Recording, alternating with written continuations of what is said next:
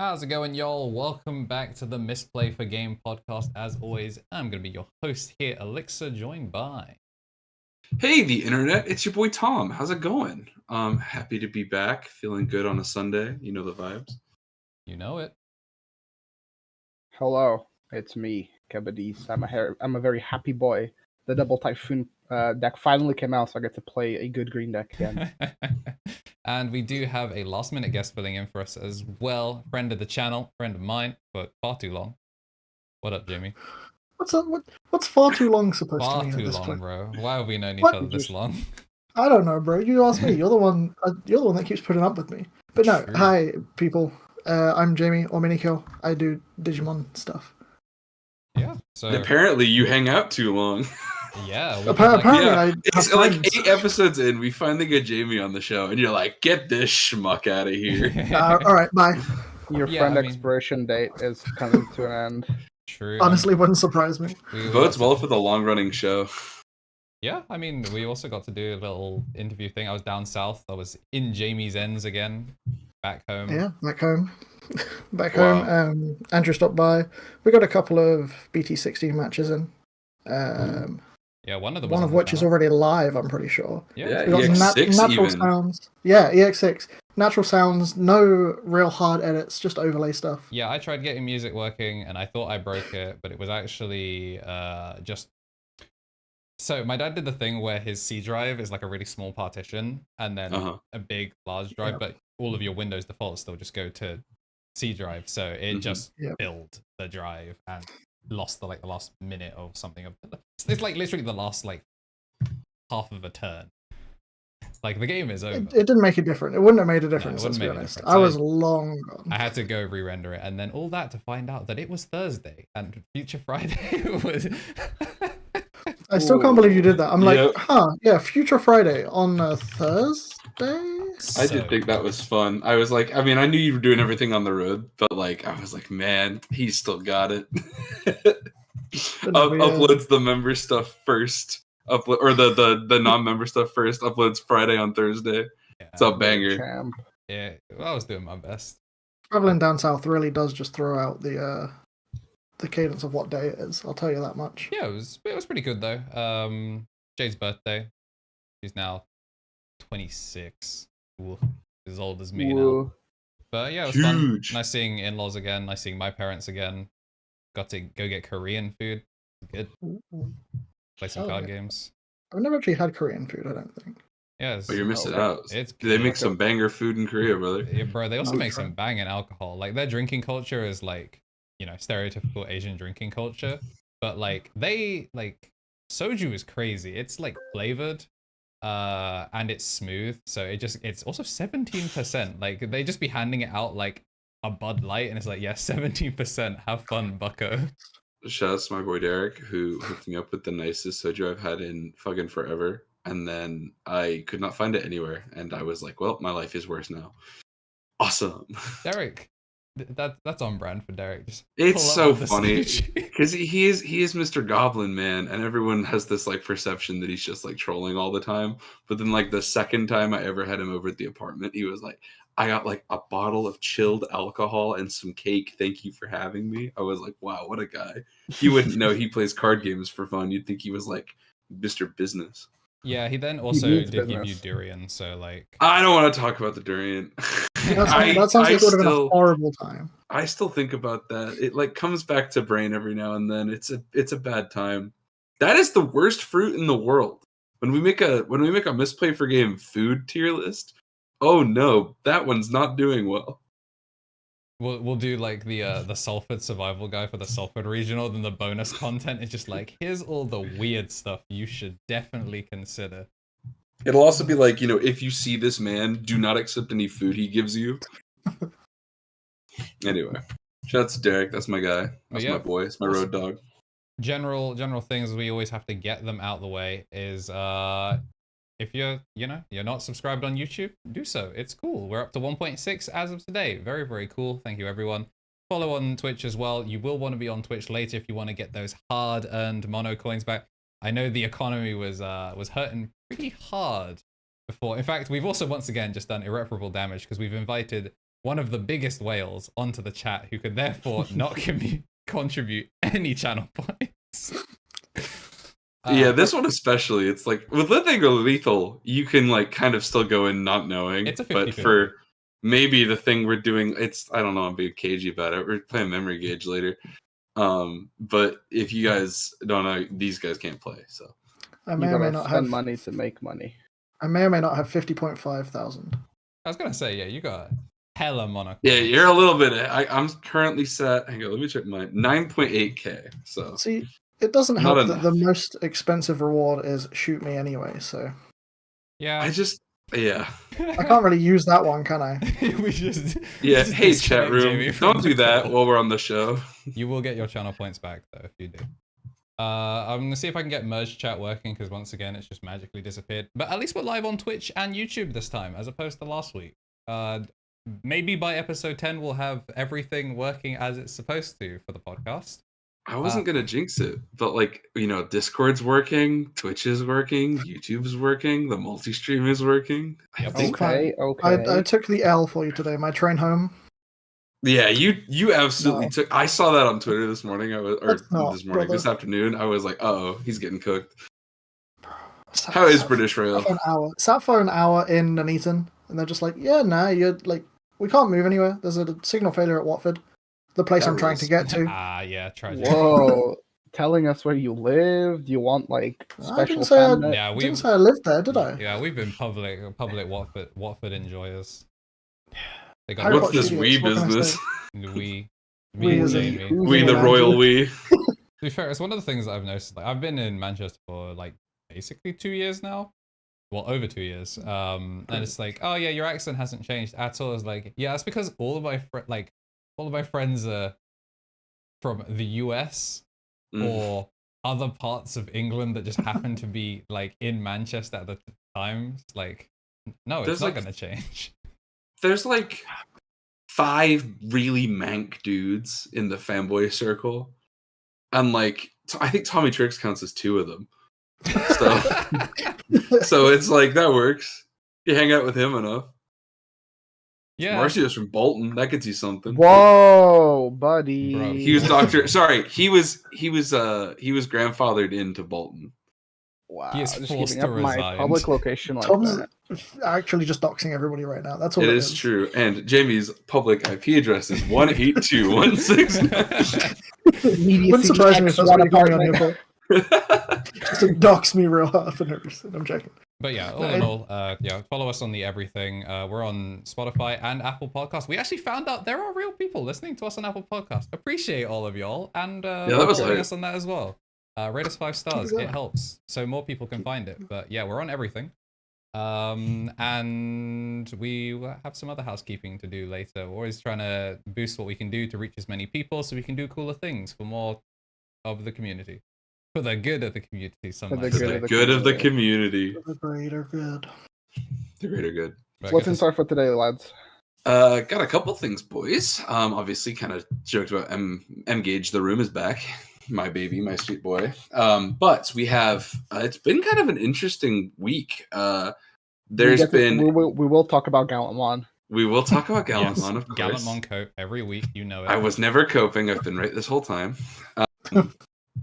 There's a couple of things that have mattered. So we've had the beginning of the March to May regionals block.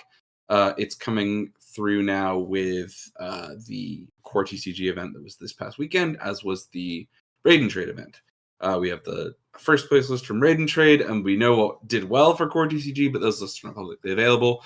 But I am keeping an eye on Eggman events, so if something happens in the next 2 hours, fellas, I will let you know. We also have additional information from the Adventure Series 3 tournament that was like, what was that, 2 weeks ago now? There was that GABUBOND list that was being held until this weekend that is now available, and I would love to talk about that.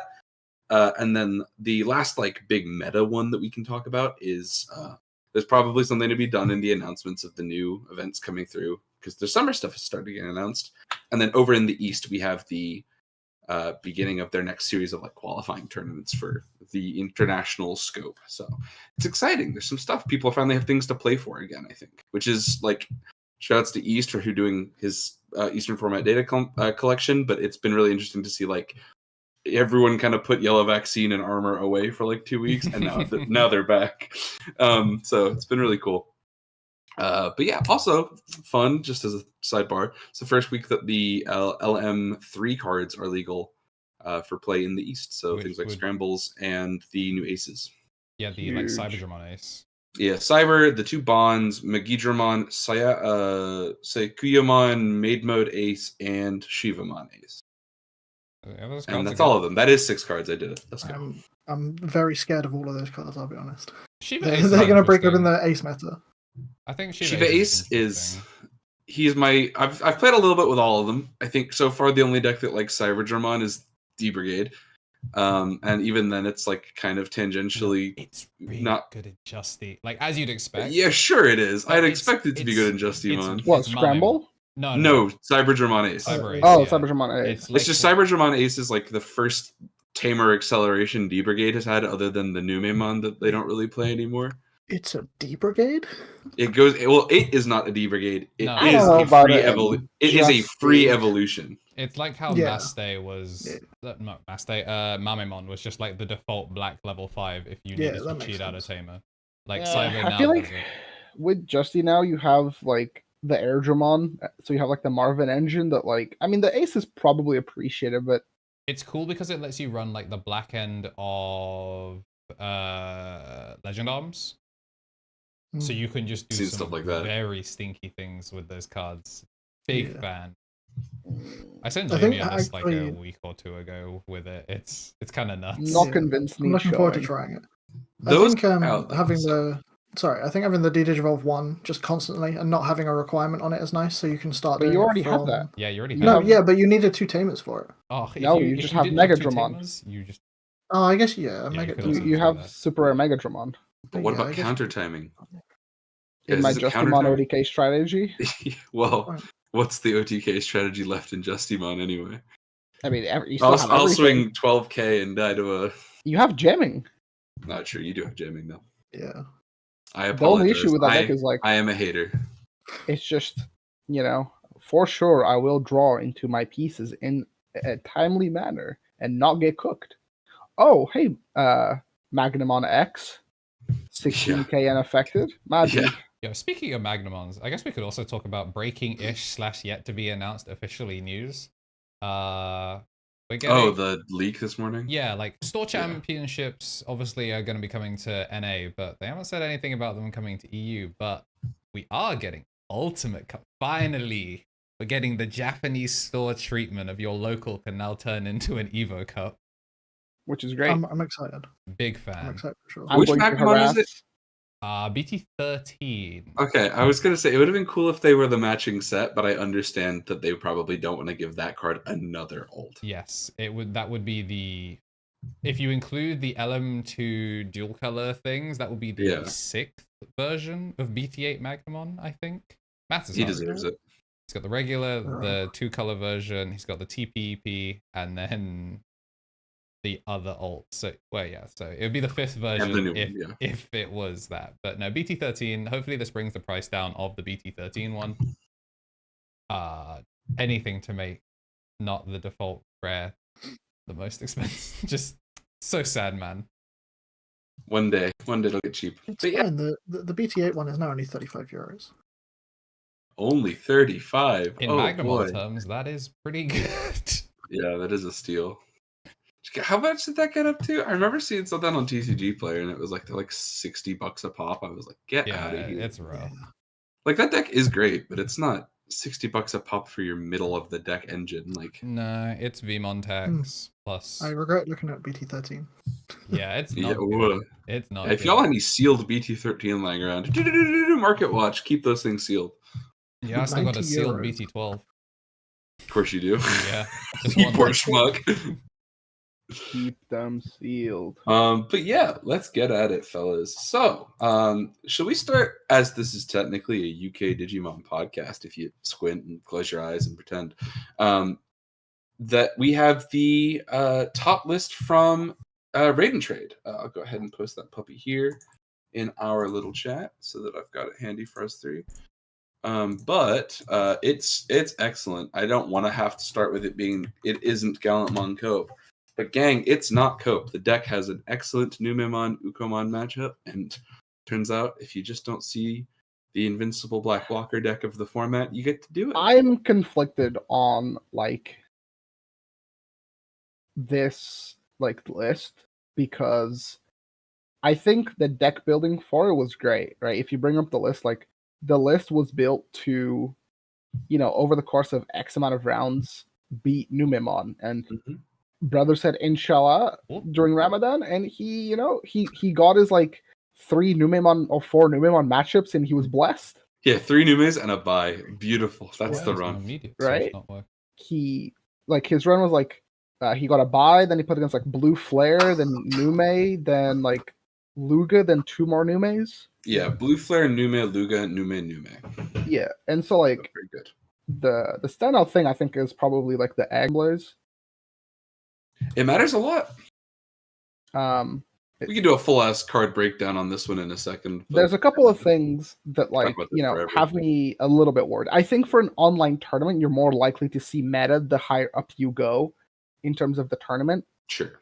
Because it's like the best players of like a continent as opposed to the best players of like a region.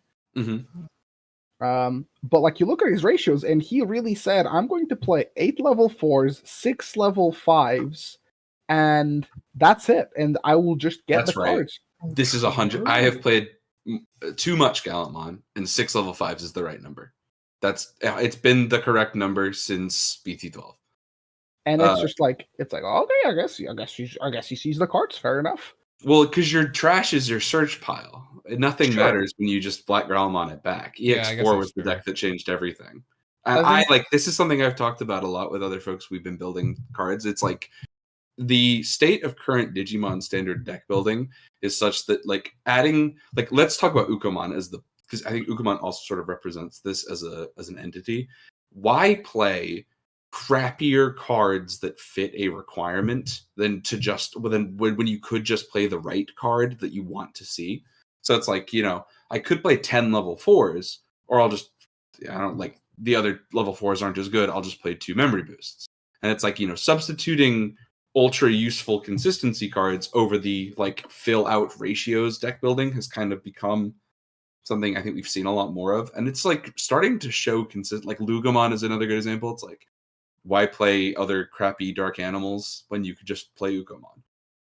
I think what's neat about this list is that Gilmon X is like pretty good when you go first, because typically the Nume deck will probably pass you 3 by slamming down a thing if they go first. Rarely do they open like the Louis plus like Uko to choke. So being able to like on turn 1 being able to remove a body sets them behind. I think that's pretty clever. Yeah, in terms if you remove the Uko, it's just huge.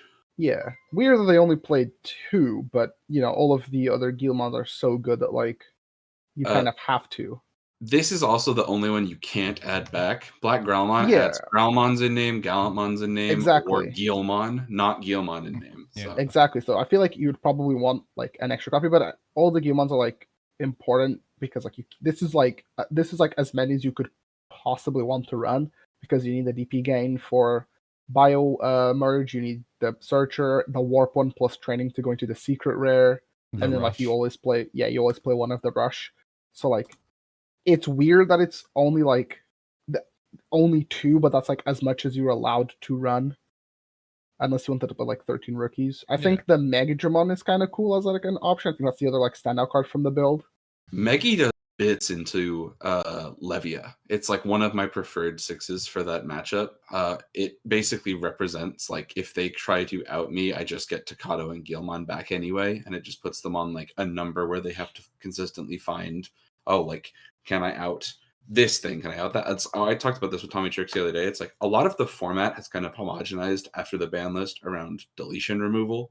There's not a ton. Like, I think Leomon is maybe the best non-deletion removal deck in the game, or that's left. And then there's Mirage. There's Quantumon, but Mirage is just not seeing play. It's so weird. I think that's the other thing about this list, is that this list is like anti-meta, and the player got rewarded for building for anti-meta. For sure. I think at an in-person regional, I think you'd have a much harder time because less people would probably have access to to Monzaimon RVO1. So more people would bring like either their like pet deck or their like specialist deck. So if Gallantmon had to go up against like Melga, what the fuck do you do, bro? You lose. Yeah, like it's pretty bad. Or like Terriermon, who's just going to be like, no, yeah. You fold Terriermon in half. It's super easy. They can't play with you have Armor Purge popping every turn. They like nice blast evolving. They do not really have an answer to Gallantmon, and then Mega Gargomon is always big enough that you just slam the secret and kill it, and then overflow. It's like super hard to lose that one. I will say, for what's worth, at least like you have a good second matchup. So you do.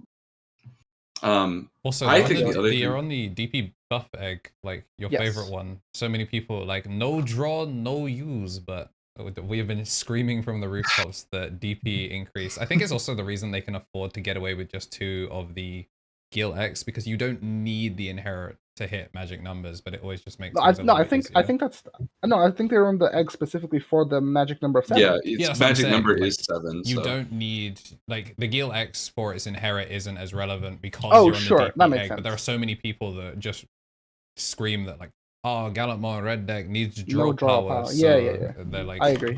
The one that gets me is that everyone understands that both of the Monzaimons that see consistent play are 7k DP idiots, and then Monzaimon X is at 8, but like you out Monzaimon X by getting rid of the rest of their board. But yeah, so the intent is also that like you're playing around a couple thresholds that really matter. It's like the Crimson Blaze 7k delete threshold is it's disgusting. It's so good. It was part of what made the deck so good back in BT12 Ulti Cup. So made the deck really good in EX4, and then again with Numemon, it's amazing here. But the other thing it does that's really cool is specifically for a Numemon matchup, it makes Gallantmon X accelerate the lethal clock twice as quickly, because you go Crimson Blaze for everything for 7, take them off the board. That usually costs like, let's call it 2 memory, because they'll probably have 4 guys on board. Tap it to Kato, gain the 1 back. That costs a 1 memory board clear to remove their float. And then the thing it does is it leaves Monza X on the field. Monza X is then the thing that Gallantmon X burns for the security, and then you start going forward even more. So it takes the need away for you to do the like full clear everything unsuspend with Gallantmon X, and it actually just turns it into like, okay, your trash is already being filtered. I'll just go Crimson Blaze, take you off the board, Monza X burn you for 1 with the Gallantmon X antibody, and then last piece of the puzzle is Crimson Mode, because you've already set your trash up. So it very much flowcharts that process. Marcy was right about like sometimes you just will not see it. I do maintain that the search cards are better because it's like the difference between a red memory boost. Red boosts are, we've talked a lot about how broken tradings are, but boosts do see twice as many cards, and that is something that matters a lot, especially if you need to come out on top in a faster setting like an aggro deck matchup would give you. So having access to memory boosts and security is kind of just like a game-winning thing. You can boost to just pay for Gallantmon Secret Rare. You cannot training to pay for Gallantmon Secret Rare. So makes a big difference. This list is super clever. There is something else on. Obviously, they've talked a lot. Shouts to Henny on Twitter. But they've talked a lot about dodging red hybrid. But yeah, if you do dodge the bad matchup, you can go all the way. So I would love to see once the raid and trade numbers are fully out. They've not been posted up on Digital Gate or anything like that. But would love to see the kind of like pickup rate for some of these colors. I imagine Europe has been like, oh my god, Leviamon everywhere, time for red yellow hybrid. Well, a lot of his rounds, 3 of his 6 rounds, well, let's call it 5 rounds because the first round was a bye. Like 3 out of the 5 rounds played with Nume Uko, then 1 Luga and 1 Blue Flare. So that's the other thing. Against like Luga, I feel like it had to, not to discredit the player because, you know, like they did win their game, but there has to be some. I think it's the only game where they like 2-1 as opposed to 2-0. They did lose a game to Numemon as well. Oh, okay, sure. So it's like I feel like Luga probably has a decent matchup into this deck. And I think on average Luga just beats Gallant because like milling Luga is like, okay, cool, thanks for the pieces in the trash. I couldn't find AG. Thanks for putting the AG in the trash for me. I agree somewhat. In a lot of my testing, I have beaten the absolute shit out of Lugamon with Gallantmon, because there is a tipping point where they're like, whoa, that's 3 AGs in trash, please stop. And if you don't that have happens. the pieces in your hand and they're hitting the trash, and Balmon is still pitched from hand, if you're not on a Dracmon to just walk from whatever's in trash, And they're not on Dracmon. Eventually, they are just going to lose all their pieces if you get rid of them fast enough. Yeah, that's what I was thinking. I mean, I've seen in the past a lot of people who have had so many AGs been put in the trash, and I've struggled when I played a little bit as well. But recently at my locals, we had a player who literally had all 4 AGs in trash, but could only play Hells and keep cycling through to return the Lugas, to return the AGs one turn after another. Which obviously meant then they were just hard bricking constantly. And that meant that, I can't remember what, I think it was our Mastemon player. It's managed to beat out Lugamon. It's only the old Luga that brings back AG, right? Like, the new one just does something different. Right? Yeah, the secret rare tucks in sources at start of main. Yeah, but super rare BT14 Luga just does it from trash. So it's like you don't need AGs in hand. You just need one. Yeah, you just need it in the trash, and then you're chilling. Yeah. But a fun advancement for Luga is that because of the red cards and just the fear of Sekon, more people are attacking in like Delicate Plan in Luga, which I think is like very, very strong. I've seen that a lot, and it definitely, like you said, it definitely opens up the matchup for security control. Now that we've seen like a lot more players I've seen a couple more players picking it up after Worlds won it a couple of weeks back. It won Worlds a couple of weeks back even. And just being able to, as Luga, break out still and still swing for the Alliance and keep turn even though you're on 2 memory with an ADP on deck as well. Alliance is a very funny keyword. Way too strong. Big up Alliance. If you've not been testing, it took a while.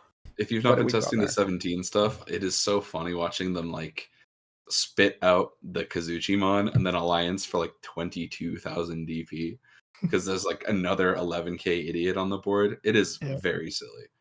Alliancing for over 20,000 is very funny, I must say. Vanguard vibes. Sword Snake and Oriumon and Brigadramon together, 24k swinging. Yeah, all the Davas that what BT8 Antilamon. Well, no, it's EX4 Antilamon, right? Yeah, EX4 Antilamon, and I turned the D Reaper sideways. Mother. 2 checks, 23k. Do we have the other results from this Ultimate Cup? From the regional? No, like I said, just the regional in general. Yeah, we're getting the hosts from Raid and Trade. They usually post up by the end of the weekend, so I'm expecting to hear throughout the rest of the evening. Yeah, if it does drop during the pod, then we'll, I don't know, do like a quick breakdown of it.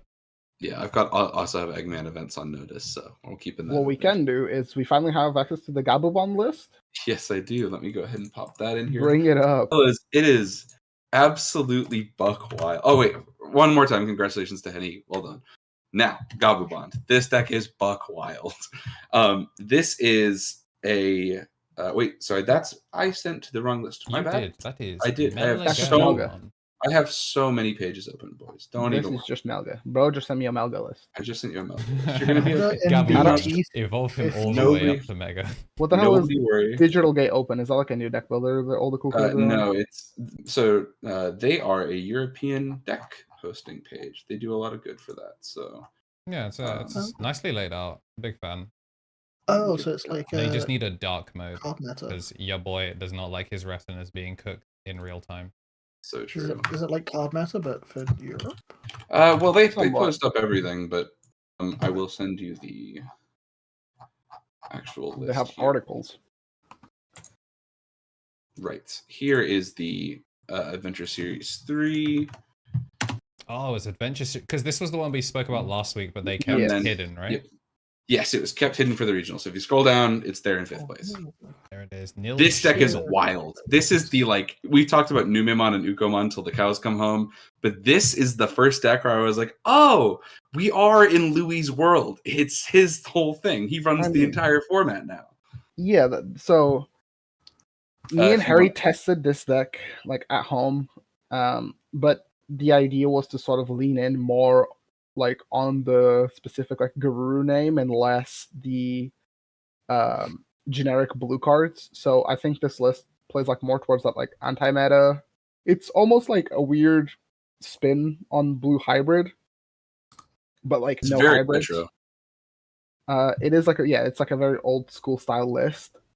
playing like a lot of utility, but then it just has the bond pieces. But Louis, the main interaction that we found was that like Louis with a BT6 Matt is not normal because one, Matt isn't once per turn. Yep. Which isn't super relevant in this deck because he's not on things like Cool Boy. So you can't trigger it multiple times, but it means that if you ever get taken off the board and you hatch for turn and then, play Louis, that can trigger your match. So you get to like raise on a turn that would normally be your off turn, which is kind of insane. However, no trainings is a little bit weird.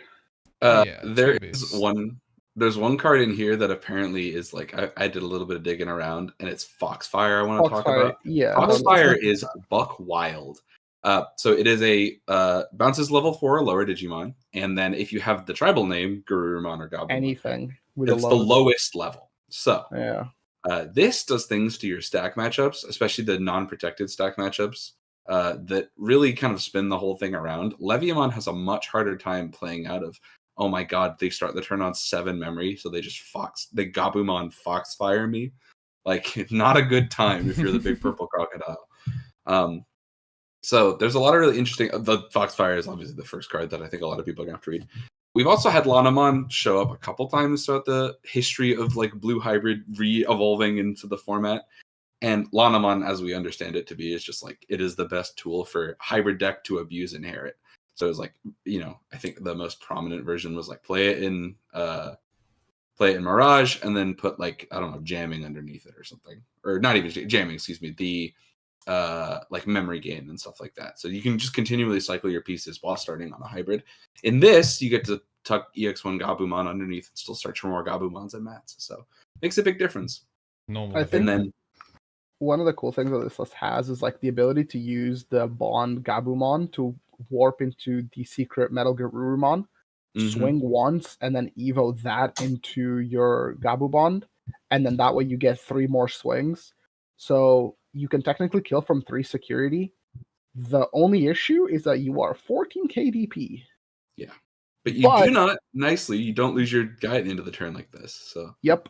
However, that is a big bombo. That is like 7 memory, I believe. Yeah, I feel like that's definitely just it's not committing that many pieces either. So you're just like, I go for it. You're like, it's a greedy extension. Like if you lose it, you lose it. It's not like you lose your entire. Yeah. Like you were gonna lose your body at the end of turn if you went the traditional route. However, anyway. Secret Metal Garurumon is a phenomenal card to sit on for like a single turn because he just has evade and freezes 3 things, and it's the new good kind of freeze. So if it's a turn where like you got taken off the board, you raise or you hatch, you put your Gabumon in there, you Louis, bring it out, get all of your memory, and just end on Secret Melga. You go, answer this. No, answer this. You're dead next turn. Evade not being once per turn is an oversight in the Digimon card game. I think a lot of the keywords just naturally not being once per Alliance being once per turn would make a lot more sense. You could tell they really weren't thinking about it when you can give yourself multiple instances of Alliance. I was gonna say double alliancing is even funnier though. Triple alliance is where it's at, bro. Quad alliancing. I've not experienced triple yet. Okay. Ace double Lopmon. I'm sure we'll get a chance to talk about Triple Alliance when we talk about Green Cup in a second. But there's one more card in here that I think is really neat, which is the Geisomon. I had to look into this. This card is 4 red hybrid. It has like implications on that matchup where it's like if they sit there on the 4s that they've got, and you go, okay, promote with an Ukomon, print the 2, and then like now one of your tamers evolves into Lanamon for nothing. Going into Geisomon, keeping turn, and then stripping Takuya, returning the 4 to hand is such good tempo that sometimes they don't have a way back from It's funny you mentioned that because do you know where I first saw Geisomon? In the pre-release tournament. Our good friend Derek. I looked over at a table and I went, "What the hell is that?" And I picked it up and looked at it. And I was like, he was on some nonsense. Like it was next to the Time Always. It was like, "There's the Geisomon on board." I'm like, "What's that for?" He's like, "It's to kill Sappho." Say less. He knows what's up. This list looks like very anti-meta, which is completely fine. I think. It's okay to have like more anti-meta decks, and the Gabumon engines it's can be. the core is really good. So you just get to play blues like all stars, like hybrids, Zudomon, and Ice Wall. Yeah, it is pretty nuts. Anytime you get to see Ice Wall unironically just be like the 50 or the 49th card going in, it's just like lol. This is classic blue building. I love it. Zudo is the only level 5 though as well. Yeah, but you're just warping. No, right? yeah, I know. Yeah, I get that. But what a concept! Hey, I guarantee you as well. You're probably only evolving to that Zudomon Ace in counter timing. Like this deck just sits there and goes, Lanamon, one shot. That's not entirely true. You can Zudo for 4, strip some sources. Like sorry, I should say it's only ever digivolving during counter timing, but that boy is being dropped as a hand trap, just as a spell card every time. It's also like you just go on Melga on top of it, and then it just has evade. Double evade is going to be so difficult to just get your overflow. Unless you're playing against another deck that has Zudo, or you have like a way to bot deck or to remove the Guru without destroying it. Yeah, it's gonna sit there, and if it makes it back to you, you're getting domed. Yeah, 100%. It's kind of crazy that GABUBOND is only a 3-cost Evo. I'm so used to the 7s having such like obnoxiously high, like 6-cost Evo. You better find a way to cheat this. You have to be there. You just have to be there. Cool Lore Nightmon deck, bro. Anyway, I'm outing all of it. But I just thought this was neat. I also did a little bit of digging. This is Niels Schumann's list, which Niels is he was the second highest placing Mirage player at EU Nats, got 3rd. So cool to see somebody who's really got their finger on the pulse of weird shit Blue can do. So. Oh, if he was 3rd, that means he just missed out on Nats. That's unlucky. Yeah. That is the format. Yep. Here's to them letting us do store regionals and expanding the invitation pool. Very, very exciting. Speaking of, just like LAN events that would be cool that people can do. I just got a message from Terry that he was making dinner and stuff. He forgot about the hour. Boy, gotta eat. Bro got cooked. We want to do a little aside for the people that are here that we also like store short tournaments are cool. We don't know when they're coming to not North America. The like the Evo Cup / Ultimate Cup thing we're still waiting on it, and it's gonna be capped at 32, but we don't know for sure that the pricing is armors. It's just rumored to be armors, but we want to run a tournament, and we haven't locked in all the details, but we know the month, we know the pricing, and we know that y'all, some of you support the channel financially, some of you just make sure to watch everything, and it helps the channel grow. But we've decided, begrudgingly, that there is another way that we can get people to support the channel, and that is we're going to be taking on a sponsor for the next week. Y'all like playing games? Because I love games. Mobile games. Let's go. Games. Oh, well, right. Temper your expectations a little bit. This is like a mobile game, but you play it on a PC. Yeah. You guys have PCs, right? Yeah. You guys have computers. Yeah, you love PCs, so you can play your tabletops and your Drazzle Sim. We have a sponsor from the guys over at Lilith Games. They have graciously partnered up with the channel to do something cool with Warpath. Some of you will have heard of it. Some of you will have not. Let's say I haven't. Say you haven't, then it is a it's an interesting type of game. Like a lot of these games that come out are town builders to keep people engaged and things like that. And Warpath is one of them. It has 2 different types of gameplay stories. One with Sniper Elite, basically, which caught me by surprise. I'm a big fan of Sniper Elite, so my mobile games are collabing. Yeah, they're actually doing some crazy stuff, and the rest of it is like a little bit more of a standard RTS. And they have joined up with us, so we can all set up a challenge. The goal is to try and get to Chapter 17 within the next week by the 25th, my brother's birthday. If you do ! Warpath in the chat, and it will also be in the descriptions and comments of every video that is coming up for the next week. If we can get 50 of you to that to that final part, that complete Chapter 17, when EX6 drops in June, we will be looking to host a case tournament. It's the first time that we tried doing this with the Misplay the Game channel, and it's just been a while since I've taken on a sponsorship myself. So we hope that you guys can all get on board, give this a try, and grind it out for a week. I have only been playing for an hour. I'm already on chapter 11, so it's just a matter of keeping on with it and getting into things. I'm not going to show too much extra gameplay here because there will be a little bit from like trailers that'll be in there. But this is the thing that we're trying to do. So if you're watching on Spotify, Apple Podcasts, all of that, come and check the YouTube. It will be a post as well, so you can just have a dedicated link. There'll also be an extra little code that all of our viewers can use to get some extra golden resources that help you turbo through the early levels. So big thanks to Warpath for sponsoring this week's podcast and being the first one to come on board with us and help us do something cool for the community. For the community. Worth reiterating one more time. We're doing it tentatively for EX6, so set your calendars for June. We're trying to get that organized. And then make sure you use the actual link. That is the requirement for it to count. So yes. Use those links. Use the link. Is the tournament going to be an online tournament? We're trying to do it LAN if we can. Yeah, we're going to try and do it LAN if we can. Otherwise, we'll do an online one. But the idea is to try and get a space involved. This is, again, why everyone getting on board, so that way we can have the means to do it. Very important, because it will give us a little bit more financial freedom to do it big, do it proper.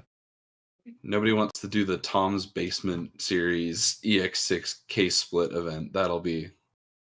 Think of the streaming opportunities, guys. The Wi-Fi is not great down there. But it'd be fun. Also, cool chances to get some casting going, some voices that we have not had on some bigger broadcasts yet. And then, like, you know, I'm trying to win my own case tournament. Come on. Win your own case tournament, boy. I'll go out there. I'll interview. It'll great. And then, Andrew, we can get somebody else on the mic with you, and then it'll look great. Does that mean I'd be able to get the third installment of an interview with KBeeDS? True. Oh, yes. God. You already know.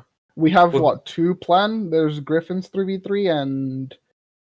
Probably. It's time for me to get more interviews. More interviews.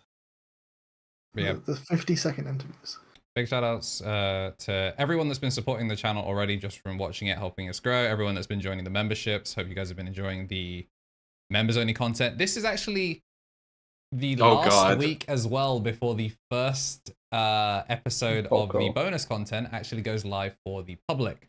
So if you haven't been privy to it, it will come out on the 25th, and by the time that comes out, that's when the campaign for Warpath will be over. So treat yourself to that at the end of this week-long grind and come support what we've been trying to do so we can do more cool stuff for you, which turns into more content, and it's a self-fulfilling cycle. You tried to shoot Jamie, you need the points back from memory gauge of the room. All right, fine. Yeah, I'll sort that out. All right, what other cool decks? Do we want to talk about Melga? Because it was... Yeah, we could talk about Melga. The other thing is I kind of want to get up a... Why are we talking about Melga? I don't know. We were sent Melga.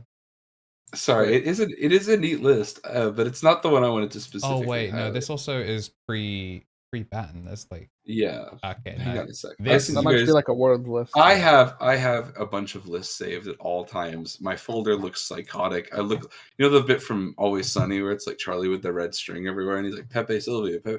That's me, and it's like Twitter mentions. There are a few. Double Typhoon was like this week-ish for the UK, for this great nation. It sure was. I am going to get the link over to you guys as well. We can do a Double Typhoon Cup / But I would love to talk about Green Cup, actually. You guys, let's talk about Green Cup while I get all my stuff organized again, because there are just so many. Who participated in the Green Cup this weekend? Not me, and not Andrew. My Green Cup is tomorrow.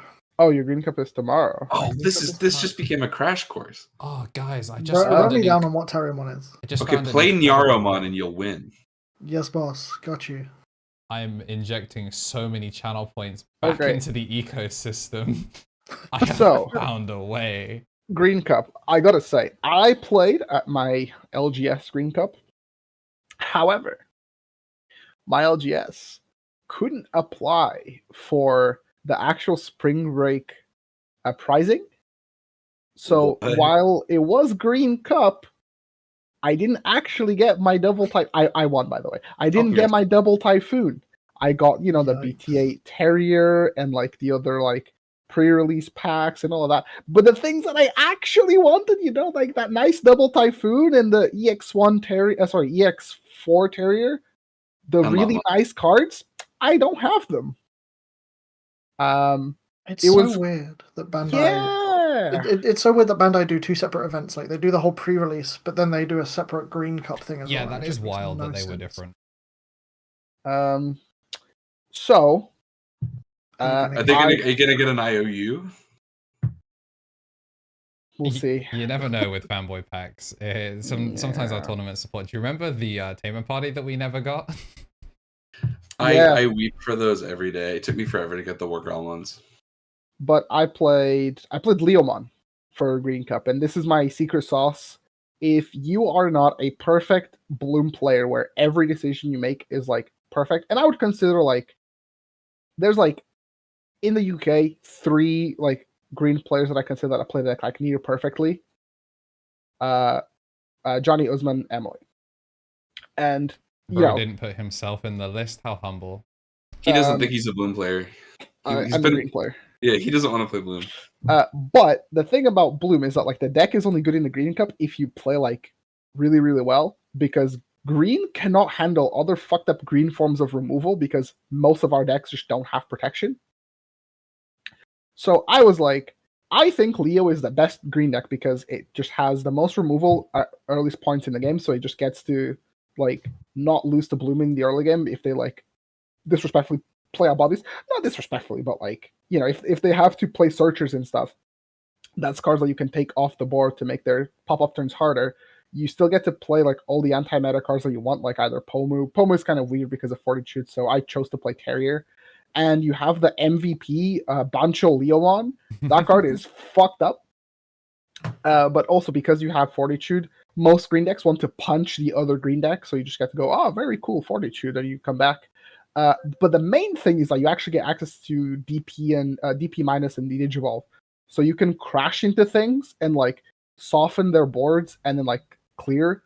And my build was playing like a neat package with Pangiamon and Daiken to push for extra damage, because usually Leomon struggles to push for damage if the opponent like reads heavy Leomon and go, whoa, you restand if I don't have a 4K, have this random rookie. And I'm like, one check at a time. This is misery. But with Daiken, you get to squeeze a little bit extra damage. And I was on Flashy Boss Punch, but that card is kind of mid, low key. Right. So I took them out, and I was like, what's the card that like 2-for-1s pretty well? It's a Giant Missile. That card is messed up. That is like green. That card is green's new good Gaia Force. Like, see you later. What's it called? Grandel Soul? Yeah, no. Friendship ended with Grandel Soul. Giant Missile, like always 2-for-1s, because you're suspending something, bot decking the thing that you suspend if you want, and you also lock something, so it's super versatile on how you use it. I thought I was going to get cooked round 1 because I played against Leopard Davis, which that opponent played extremely slow, and I had played against that exact person at Euros, and they looked at their hand, they had like 3 memory, and you're playing Leopard Davis, my guy. Like, your plays are either slamming for 7 or eviling for 3. Yep. It's not that difficult. But somebody gifted a sub. Let's get it. We got a sub mid. There's a green banner in the middle of the Green Cup. Yeah, that threw me off. Yeah, it's one of the fun little things that I've snuck in ages ago. I was like wondering when it would ever come up at a relevant moment. The white ones are the follows, so thank you to the follows for this week. We got Sarah Race, Optic Games, Anxiety Nugget, and Resolute Hero. But your primes, your subs, your gifteds, you want to see all the colors? You're just gonna have to figure out the rest of the funny smorgasbord. Listen, gang, Jeff ain't using the money. We could take it. But yeah, so he was about to like almost swing for a game, and Giant Missile, like a fucking homie, shows up out of security, buys me another turn enough to like actually be able to get back into the game, and then I clean it up because his hand just wasn't like very big. He had like 3 cards in hand, so I cleared the board and no answer. I played round 2 against a Green Imperial, and that was Reddit's least. Oh, sorry, not Reddit's. Digica's Imperial thread least favorite individual, Shinny Carey, on his Green Imperial list. It was really funny, but we had already tested the matchup without like we had already tested Imperial into Leo, but like regular Imperial, and it wasn't good for him. Now it was even worse because he had to run a green bottom end and like no Davis, no nothing. It was pretty rough. But he thought about like he was like, if I'm gonna go to this event for fun, I think I'll get paired into you. So he put in the BT12 pile drum because it strips sources, which fucks with Leo because then I can't fortitude. It was so funny, but like. They can't really play into Heavy Leo. Heavy Leo is like such a fucked up card. That card is messed up. I love Leomon, man. What a deck. Yeah. They're starting to print a lot more bully cards where it's just like, oh, you're behind and you have to play more to get back. You're cooked. It's just like being put in the locker over and over again. Mm-hmm. Idiot sandwich, just like. And then last round I played against Jonathan Lowe, the UK's scariest green player, because if his security wants him to win, there's nothing that you can do. Yeah. You know what? He would have won if the double Typhoon was in the building. You know that man needed it for the binder, and he would have cooked you 6 ways from Sunday. My list was more teched for him than anyone else because Jordy likes to play weird cards. So I was like, fuck this. I'm going to play weird cards too. I was playing one Nidhogg, BT4 Nidhogg, and I was like, if he wants to make a big board and not swing, that's on him. I'm taking all of it. Was he on the Izzy Mimis? Yes, but it didn't really show up. Toge X caught me one game, but it was 2-0, but the Toge X bought him a turn, but both games he just couldn't find pieces, and I think he was missing a 5, but people sort of like tricked themselves into thinking that they need to keep up with Leo on board, but like my deck, well, Leo in general just doesn't push that much damage early on, so people tend to go a lot earlier than they should have. So they end up missing pieces trying to like match me in tempo, which was something that like I noticed throughout the day was just like people were trying to fight me when they didn't really have to because they weren't really dead. But I one turn there was like one, I think it was like game 1. I just had like Terriermon Bancho Leo and he just really couldn't play. And the other game, the other tech, well, it's not really a tech, but it was included with purpose. Which what is this? Yo, so someone subscribing to Twitch Prime. Okay, yeah, it's all going on. Yeah, the Amazon blue, the light blue Amazon blue, big fan.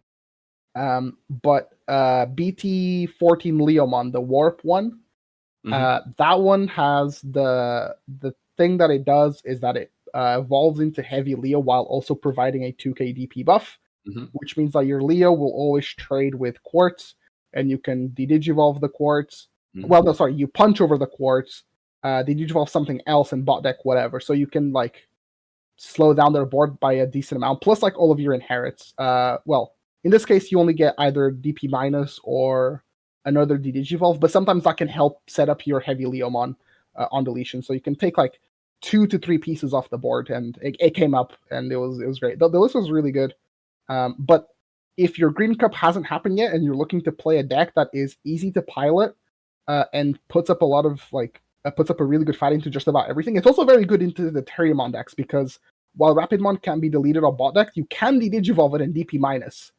So it's very good into the Terriermon decks. Unless they slammed it for 7, in which case you are not de-digivolving it. But I guess you are DP minusing it. DP minus. If they slam it for 7, that's on them. Yeah. Well, it's also like at that point, kid named Bancho Leomon when he shows up to school. But yeah, it was good fun. There was people playing. Most of it was like people just bought 2 structure decks and played it. There was Bloom. There was Leopard Davis. Sorry, was the other deck. There was nobody was on bugs. Even I couldn't bring myself to play bugs. Like I have better things to do. I wanted this double Typhoon. Let's say I'm Jamie and I have an event tomorrow and I'm playing Green Cup. Do you think Leopardmon is the pick knowing that, or do you think everyone will just continually play Terriermon and then teching like to play a Terrier list? Or do you think, because I know you've talked a lot about like play the Nyaramon, win all your Terriermon mirrors. But I think the Terriermon mirror is something that you should worry about for like your actual events. For Green Cup, I wouldn't recommend the Terriermon deck. It just doesn't have good matchups into like the like lower tiered green decks. Sure, that makes sense. If that makes sense. I was thinking at one point just play a Rose. Like all I would say about Rose is that like on paper it's like, yeah, everybody wants to suspend. Yeah. But you're just like just okay. limiting yourself because of I get that. At one point, I think my locals has thrown this slight curveball of if you buy the starter deck, you can use the Magnamon that's in the starter deck as well. That's not Green Cup. No, I know that's what I said. Also, but you know, you can't how even are you evolve evolving in? Yeah, how are you? evolve it? It's just a Chicory-mon in how are you going to security. evolve it? I'm going to tag Lekmon, Ryuda in. right? I'm going to tag Ryuda in. Oh, of course. I guess. There's a Lekmon and Ryudamon or two. Like in Ryuda, yeah. So you can pay 4 That's to stupid. evolve. This is silly. So I might just do that for silliness. I don't know, bro. That's paying 4 Do to you want evolve. a It Typhoon? also doesn't it evolve over only Vmon out of its Oh, does it? security? It's the Digivolve battle, and then it's one of your Vmon may evolve, I think. So I don't even think you're getting like the big value. You are paying 4 to evolve that. While Jamie looks this up, if you want the Green Cup tier list, it's like perfectly played Bloomlord, Leomon, and then like a bunch of Leopard, like off variants, and then like The average people schmuck borrowing. on Bloom. The people borrowing Bloom. Bloom. Yeah. And then like Rose is somewhere there. Green Imperial is kinda quirky. I'll give them that. You do have a good board wipe, but you're then going 2 checks anyway. I have a list I'd like to show you, Marcia. It was something I had been looking into for a little while when I was thinking about playing Green Cup. Gentlemen, I'll go if you'd like you direct your attention to our pod chat. This is a Green Cup legal Diarabbitmon. And Oh, Yarbin is actually a lot better I than people actually give it think credit it's for. cool. I think it's pretty cool. Just quickly, Tom, as a side note, the Magnamon can digivolve over any Digimon, just without paying the cost. Look at you. Thank you. Okay. Still not a green card though, Jamie. Just for the record. Don't ask me, bro. I go to locals in London. What do you want from me? It's so true. Oh, you Maybe tried, we're you tried some different other locals out. How was that overall? That was You're- also in London, believe it or not. You and Jambo, like you do be hitting up a bunch of different locals, getting a taste for different scenes.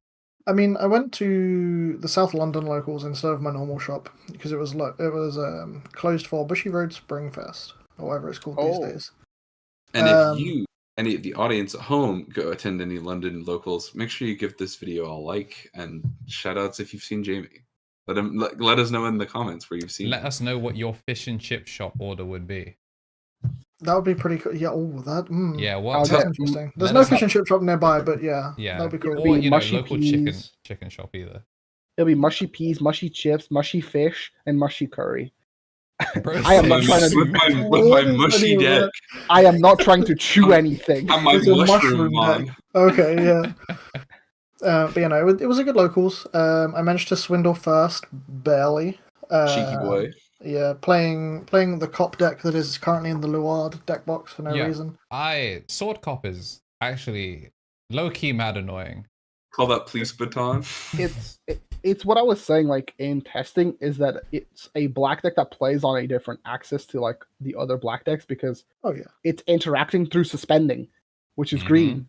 Mad and it's annoying. like green and black had a fucked up baby, and it's just like, oh, go ahead, play the game, bro. Why does it try to play the game? Why does it bottom deck This famous? card? Broken. It bottom deck statements. It makes my matchup into Machine Dramon so much nicer. Why does it bottom deck famous? Couldn't even imagine. I'm trying to figure out an easy way around Davis though. And I guess spoilers, but my boy Genkumon does it once again. Man.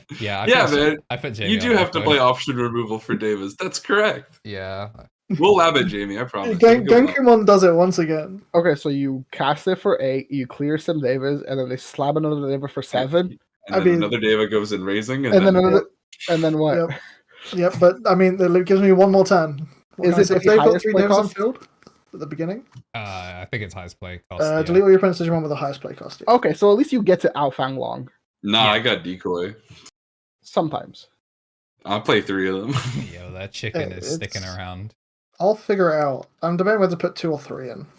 Okay, but 2 or 3, 1 or 2 in.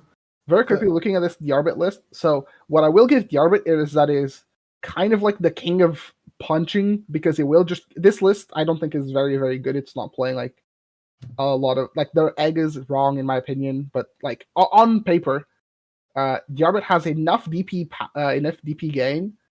This isn't even playing the promo Ruli. No, okay, it's not. they should have enough DP to beat like all of the green boss monsters because green doesn't really have a ton of like DP gain on opponent's turn. Mm-hmm. And it just constantly swings into the opponent's things. So it's actually a lot scarier than people give it credit for. But most Diabet players are role players, like they're role playists, and they love Ghost Game, and that's just like, yeah, bro. Do you remember in the show when my Angoramon evolved into Simbara Angoramon, and I'm gonna do that on the board and then lose my level 4 to like some random bullshit? Yeah. They're actually just like when digivolving like enthusiasts. I do like the Airdramon a lot, though. Part of the reason I thought this deck was kind of neat for Green Cup and kind of regret not having it. That card's weird. I don't know how to use it. I don't know what it's good for. It lets you give the Angoramon stuff rush, and then you keep a level 4 on the field, like with the intent that you're threatening a Lilymon Ace. Like it's got some like interesting. But like, when are you slamming this for 4? I don't understand how it fits. Completely dead ass. Yes, I'm slamming it for 4. Okay, well, no. I guess the Ace lets you play something with Angora in the text. So like, I guess you go swing the Ace, play out the Airdramon, and then end of turn Ruli or something, like unsuspend, swing again or something, right? You can probably do that. Options. It lets you keep moving through the pieces pretty quickly too. And then the thing about the Simbear, the LM1 Simbear Angoramon lets you give something else blocker. So you do a good bit of fighting on the board. And then like this is one of those decks where it's like if you just play 4 boost, you have enough memory sometimes at the start of the turn where you just like whatever survived becomes a Quartzmon and you turn people off. I still love from that old super scuffed rushed Leopardmon deck profile that Marcia gave. Just rings true every day. It's like 4 boosts because we're a bad deck. It's like, yep. Yes, sir. Yes, sir. I think Dire Rabbitmon might be something. Jamie, let us know if you find one, buddy. That's all I'm saying. Because there'll probably be one person that runs it at my locals. You know how wacky and wild my locals is. Shouts to London. If you want to win, ask me for the goo, and I'll give you the idiot-proof Leomon deck.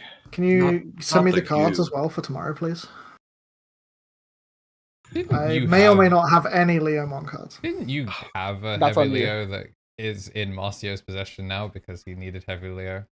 I think so. Yeah, I'm pretty sure. Did I buy a Heavy Leo off of you? Did you buy it off me? I was in possession of an alt Leo for Heavy Leo for a while, and I do not remember where it came from. I don't have the alt. I have one alt that Terry gave to me. Did you buy normal off me? I can't remember. Yeah, I think I bought a normal off of you. Unlucky, bud. I don't have it. That's the long. I will personally go to Watford myself and give it to you. Deliver it to Darksphere London for me, thanks. So shout outs to Darksphere. Defending regional champ is from there.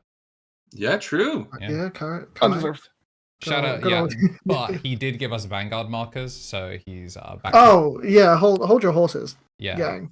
If you got them on hand, you have the cubes. I want to get some cubes myself. Not cubes, rectangles or whatever. I want to get some myself. Jamie, how's the pressure pot going? Bro's got some Jenga blocks. I wish I had a pressure pot. My first cast happened today. It's sitting downstairs in the kitchen in a nice ventilated place, so I don't gas myself out. Is the easy way to put That's it. That's good. But no, these things are cool as hell. I'm in love with them. They're just I don't know if the camera picks it up easy, but they're just little like DP markers. Well, yes, markers. The black on orange is easier to tell from a distance. Oh, the Shaman King one. Yeah. Oh, that does look good. Yeah. So some of them go up in things of 5. You've got others that go up in 1,000s.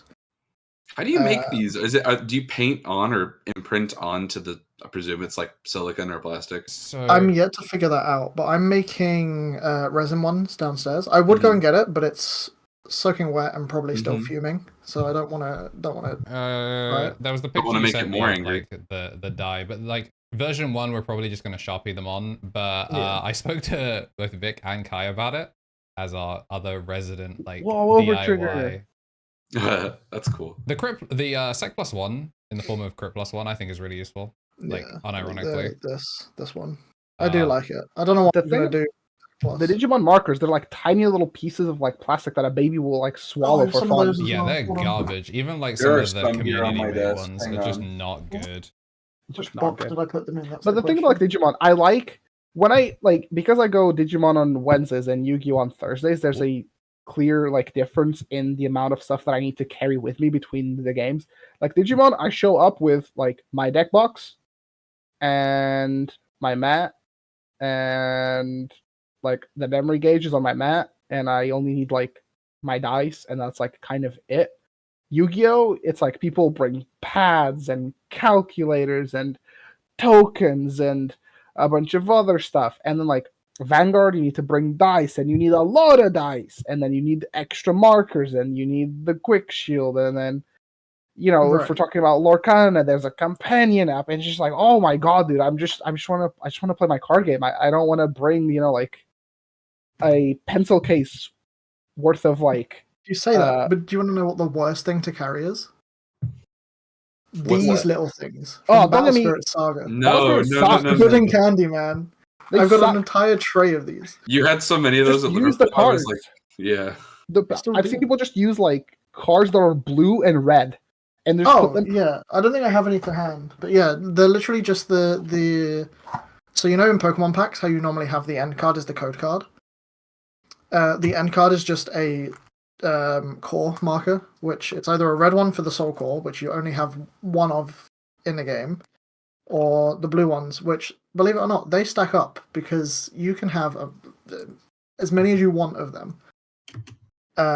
But I've seen that because the new Evangelion set is coming out for Battle Spirit Saga. Yeah, it's getting its own set. I was gonna ask Jamie if you wanted to plug anything later, and bro comes out, he's plugging Battle Spirits. I was like, no, I'm not. I'm just saying. They're bringing up purple ones of those, and I might grab some. Are they like the purple and green, like Evo one? No, just purple. Oh. However, in Japan, original Battle Spirits has like many different colors, but they're a lot smaller, so a lot more finicky to do. Cool. Dang. I'm going to stop shilling. I'm going to shut up and stop shilling now. No, it's how cool. dare you talk about Battle Spirits? I also kind of just want more accessories for Digimon. What are the? I want less. Oh my god, that's so awful. Who are the dudes that do the really awesome anime scripted TCG battles? Card Protect. Thank you. They have those, like, they have. But Rustmare does it all digitally, which I am. Yeah, but it's not scripted though. Yes, and sorry, my bad. I'm not trying to say any of them are scripted. It was just a joke. No,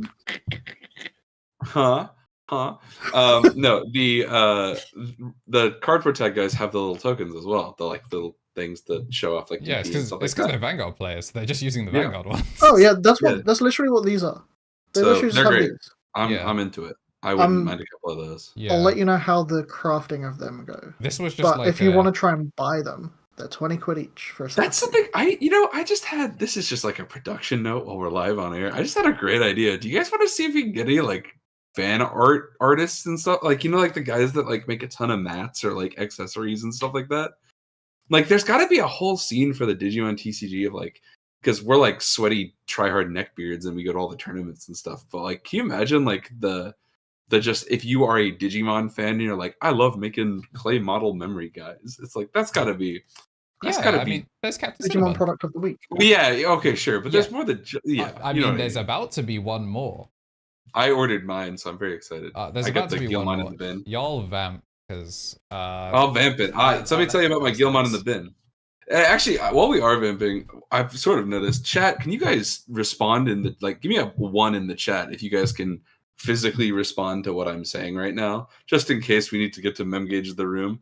That's a 2, Marcio. That's not helpful. I can't count that now. It's ruined. You've ruined everything. You know what I was thinking about?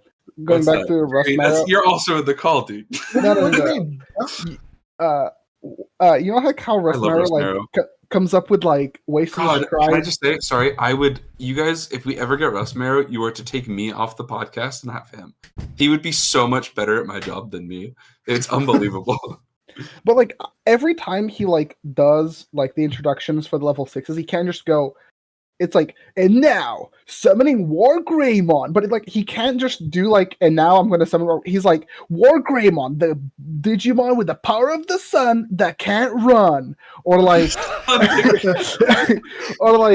he'll be like Monzaimon, the scare bear that doesn't care, and it's like, dude, why? It's got bars. There's like a fine art to it. Like, you can either just go full theater kid, or you can be like, what is a nice short phrase that won't get mad annoying unless you are grinding a matchup and getting blast evolved 7 times? And I think the one I got to mess around with was immovable object, unstoppable shield. for Ragnar. But Yeah, I heard that a speaking couple of times. immovable objects, What That's a Digimon is that? Lapras. this is a Lapras.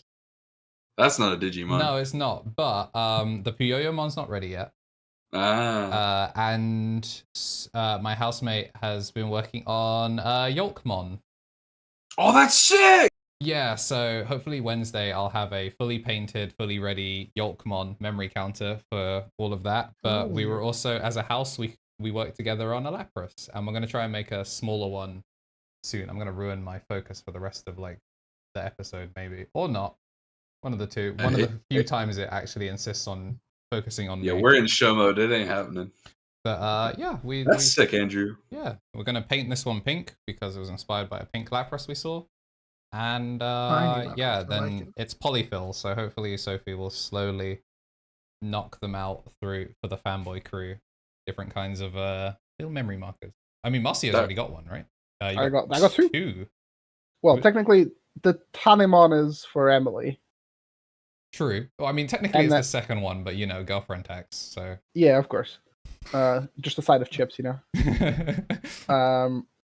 Took my Tanemon as chips. I feel like that. And then I have the Justimon little guy. I don't know his name. I'm a fake It's fan. not Hopmon because it's the one that's below Hopmon. It's below Hopmon, yeah. And that's why none of us remember his name. Skipmon. Yes, it is. I can tell you. Yeah, it is. It is Little Skippermon. That's correct. Little Skippy, very funny. So yeah, very hype. I would love to see some more cool accessories. While you were gone, I want less. Anyway, moving on. It's while we were vamping, Andrew, I had a quick chance to check in with the chat room. KetoMon, like the diet, because he ain't eating. Trying to find the thing. I know what ketosis is. Don't roast his YouTube chat. What's his attack? Popping tears? God damn. He's absolutely popping. He's popping off. A what? A what? A what? Oh dear. All right. So yeah, while we were vamping, I found out that the chat still works. So I thought it might be a pretty good time for us to engage with the room. Perhaps engage with the room. I wish I had like a better name for that though, you know? Something kind of like, I don't know, maybe because there's something maybe that ties it to the Digimon I feel like TCG. You told me something, but it doesn't come to mind. You know, M4G takes maybe. No, that's not. I don't know why I would have never said that. Draw discard the room. No. I don't quite have the memory for that, honestly. Memory. That's good. How about we just call it memory gauge the room? Yeah. I was gonna do a thing this week where I put like a blazer on, but it's so hot in my apartment today that I'm just like, it's not. I feel that. You need to make an intro and then we cue it up. I tried to get one ready on my soundboard today. It was not funny and it was not good enough. So I am, if nothing else, a man with standards. You wouldn't know it from this show. Well, everybody get ready to type in the chat. Get your channel points. So if I heard earlier today, I'm a man of integrity. Okay, by the way, just letting everyone know. And I was tempted today by my girlfriend and my roommate, and they were like, "When memory gauge room happens, let us know which statement you guess, so then we can farm channel points." And I was like, "This man has done anti-gambling training." Yeah. Oh, fellas, I had to. This is technically episode 2. So while Marcio admits to channel point laundering, I'm going to tell you all how this works. Jamie, thank you for joining us here on Memory Gauge the Room, a game show about lying to your fellow. Is she behind me? You are behind me. Did you get any of that? She's busy. We're taking those. Here's how it works. For our live audience, you're going to want to make your way over to twitch.tv/KnTElixar, where you can play by gambling channel points. For my 3 friends here in the chat, Memory Gauge the Room is a game where we play where I give a statement about the Digimon TCG. This statement can be all colors are equivalently balanced. There are enough Greymons in the Digimon TCG, and Tom's the best Gallantmon player I know. And in this response, your job will be that you are supposed to follow the instructions you're going to receive momentarily on our DMs, not our podcast chat, our DMs, keep an eye. And I will inform you if you are to answer the statement honestly, so you give your firm opinion and genuine opinion about what you actually get told, or you're going to do a little bit of nefarious deceit and lie on the internet for channel points. I have never once lied on the internet. Nobody tells lies on the internet. That is kind of how it works. So we I are doing am something Obama. deeply illegal here, boys. Nobody lies on the internet. Can't believe you make us do that, honestly. So if you guys would direct your attention over to our DMs, I'm about to send some messages over. And then I will read our first statement for the night. I think we've got time for a good few of them. I want to remind everybody that we have a hashtag going. You can use hashtag M4GTakes. We'll put it somewhere. But M4GTakes on X or Twitter, and then on YouTube. Let us know. We want to see them. You can DM me if you know me on any servers. I'm on the Digiko one. I'm on other ones. So you'll find us. You know what's up. But we want your takes about the Digimon card game. I can't find. There he is. Yeah, I still don't know what's up with Caster Labs. I'm refreshing the cache every so often, but like it just. All right, you three should have your instructions. These DMs have just gone out. So I'm excited. One of these questions I was kind of saving for, not explicitly for Jamie, but for someone who does not follow. Well, we'll get into it. Are we allowed to sway like after we all do our bit? Can we like discuss among ourselves who we think the imposter is? Yeah. So what we'll stay in the zone. I think the thing that we kind of established from the like follow-up weeks was was that we do a 2-minute thing. Discussion. 2-minute discussion after each person does their things. Which we've kind of also adopted for Lethal or Living, where it just to speed things up. I think it's quite keeping things short and then giving people time to vote. Makes it easy. Sounds good. All right, gentlemen, you've all received your instructions. Can you just confirm that that's gone through? All right, yeah, I should check this. Yes. Don't read it out loud. Just remind everybody. Cool. Alrighty. Centrist. And chat. Yeah, I was like, fence sit on this one. Chat room, the statement that our 3 contestants are going to be responding to today is: the game would be infinitely better if every limited card was banned. So that is referencing the limited card list, where we only actually have 1 card banned on the playlist. Or playlist, what am I talking about? The ban list. More of them maybe should go on there. Might make the game better. But we'll see what these 3 think. I'm going to go ahead and get my timer ready to roll. And I will, of course, cut you guys off after 30 seconds. You know the drill. Andrew, you all right to go first? Yeah, just also as a reminder, if it wasn't clear for people, we are not necessarily going to just go with what we have been told. If we were given true, then it's our true opinions on the statement, not trying to say that the statement itself is true.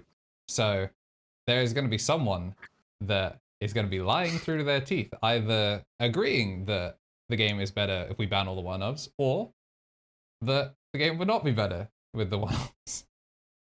Or that the game is better for having one-offs. Yes. Anyway, I'll give you a countdown, Andrew, if you're ready to roll. Yeah, I'm ready. All right, 3, 2, 1, go. I think the game would definitely be better if we got rid of some of the one-offs. Some of them, I think the fact that they've been banned in other restricted formats like Ultimate Cup kind of just shows that some of these cards do just need to go, and they kind of just reduce the game down to something outside of my control. Especially for these less searchable one-offs, it makes them pretty difficult to justify them being in it. There are some cards that you can search, like a Pokemon can find you. That's time. Selfie. Good job, Andrew. Well done. 30 seconds is a tough order, chat. Hold so on. these fellas are going through it. I need to look up the restriction. You need to look up the restricted list. Okay. I consider doing that. We're doing live meta research. I'll tell you what, boys. If there's going to be going forward from Memory Gauge the Room, if there are questions that are talking about specific cards, like we did the Greymon one last time. I'm not going to pull up every Greymon, but if there are cards in question that we'll talk about, I will make sure we keep those as options. So, but yeah, I think we'll go ahead. Marcio, you've come up second here. So, are you ready to go? Yeah, and the question is, do I think all the one-offs should be banned? Yes, the statement you're responding to is the game would be infinitely better if every card limited were banned. So you got 3, 2, 1, go. I think for the most part, all the one-offs should be banned. I think for a while the problem was that they couldn't hit the actual problem cards, so they had to hit cards around the problem. So I do think that there are some one-ofs that are incorrectly banned or incorrectly limited, but generally for the most part the game would be better. It would be better for the game's health if they were all banned, but I think if you look at the ban list, there's a few of them. That's your time. There are a few of them. There are a few There of them are that a few are of them. Just a few. incorrectly put on the list. All right, and once more, chat. One of these fine folks is lying to you, and it's your job to determine, because Jamie is going to be responding now to the statement, the game would be infinitely better if every limited card were banned. Jamie, are you ready to go? More than I'll ever be. All right, cool. So I'll give you a 3, 2, 1. 3, 2, 1, go. I mean, they're limited at 1 for a reason, right? Surely. So all of those cards are not always going to be at full power. Like, imagine having HPD just fully banned. Like, it would clearly just shut green down as a deck, and it wouldn't be able to function as much. Though Greymon, I mean, I want it at 4. I don't know what band I did anyway, but we're not talking about that. We're talking about it being banned. So it being banned makes a lot of sense because it opens up the Alphamon and X-Antibody decks, and just black in general, wide open by letting That's your time. DP reduction. Oh, he's sneaking it in. I love when memory gauge the room results in 3 identical takes. Yeah, it's actually there was some nuance between them there. Yeah, but one of you guys towed the line of, well, some of them should be banned, which was, I mean, congratulations if that is your firm opinion. That's kind of what I was talking about. I think to start off, I don't know if Jamie's other points live for people. We are now, the predictions live for 2 minutes. You have 2 minutes to vote on who you think was yapping and who you think was capping. Yap or cap? Yeah, that's a good one. That's a good one. Frustratingly, yap or cap is funnier. I might love to vote because, I can, Yeah, I guess you can vote if you want to launder your own channel points. I'm not your boss. The thing is, though, as we have learned, by the fact that there are 3 names up for grabs, everyone can just lose all their channel points. The house always wins. Exactly, yeah, it's not fitty-fitty. It's pretty good out here. I think it's not like Lethal Living where he can play the room. He could just straight up just guess wrong. I think it's Jamie though. I'm just gonna instigate. Yeah. Green would not be. You just hate me anyway. You just hate me anyway. Doesn't matter. Yeah, of course. To be fair, he is also the guy that knows the least about Green. So that I mean, Green has been paying for the sins of HPD and Ceresmon for Green can function without HPD. Nah. There are other decks. It's just Bloom abuses it. But how are you gonna Bloom Hydra for free, dude? But Green is more than Bloom Hydra. Nah. It is now. But then it is. It is now. Finally, after a year, it is more than Bloom Hydra. It is now. He was like, but the Dor Greymon, that's fine. I mean, I want it at 4. They're getting outright banned. Actually, I think it's Andrew. It's actually Andrew. On God. You're just I guess some of them, right? I don't know. Is it Andrew or it's definitely not me, guys. Those in glass houses from Marcio, that's kind of the approach he's taking. Yeah, bro is just going after everyone. He's got 20 seconds before people. I mean, I'm taking a look and I'm seeing some bets.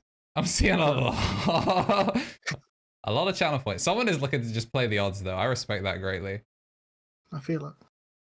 I think it's been an interesting kind of discussion in the Digimon community because especially since things got taken off the ban list, there's precedent now, man.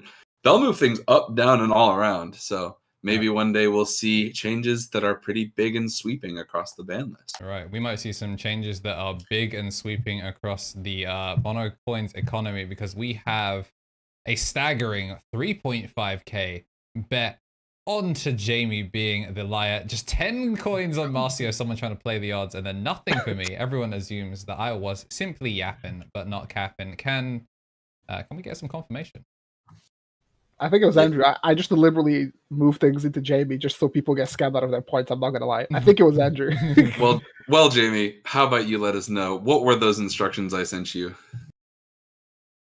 Everyone would be correct. I was told to lie, and I don't think all of them should be banned. Dora Greymon is fine, dude. And like Marcio says, like green functions without HPD. Those are the. I was going to try and throw something in about scatter mode, especially now that purple is a thing. Bro wants his first top so bad. Hey, I don't want to. Just as a sidebar for the Eastern format, I don't know you all have seen this, but like Belphomon's on a comeback. It's really weird. I don't think they should ever have scatter mode. That card, super stupid. My point, I stick by my point. I think they just had to hit the things around the problem as opposed to the actual problem. Between you and me, I don't think Blossomon is that big of an offender in comparison to like. No, I hate that card. I'm glad it's at 1. It's like shouldn't be searchable. It's like it's mid. They should have put Blossomon. They should have eroded Blossomon out of the archetype and then let Argomon come back because at least Argomon is like a cool, unique identity. My thing is like I think with Blossom, the deck needs it more and more as like we get more into more and more sets. And I think if they hit like genuinely, if they hit Hydra at the time, Bloom would be Bloom Lord and not like Bloom Hydra. So like the deck would be more Glass Cannon and like less defensive. Hydra is kind of fucked up, but at the time they were like, we gotta hit Bloom Lord or whatever. I legit hope they never print Blossomon again. That Digizor for anything for 0 should just be gone forever. They should just bring back DGBS. Holy crap! That is another thought. What was the other one? We're about Durandus at this point. No, Let's be real. I didn't say that. Mill Impmon, I think, is hidden correctly.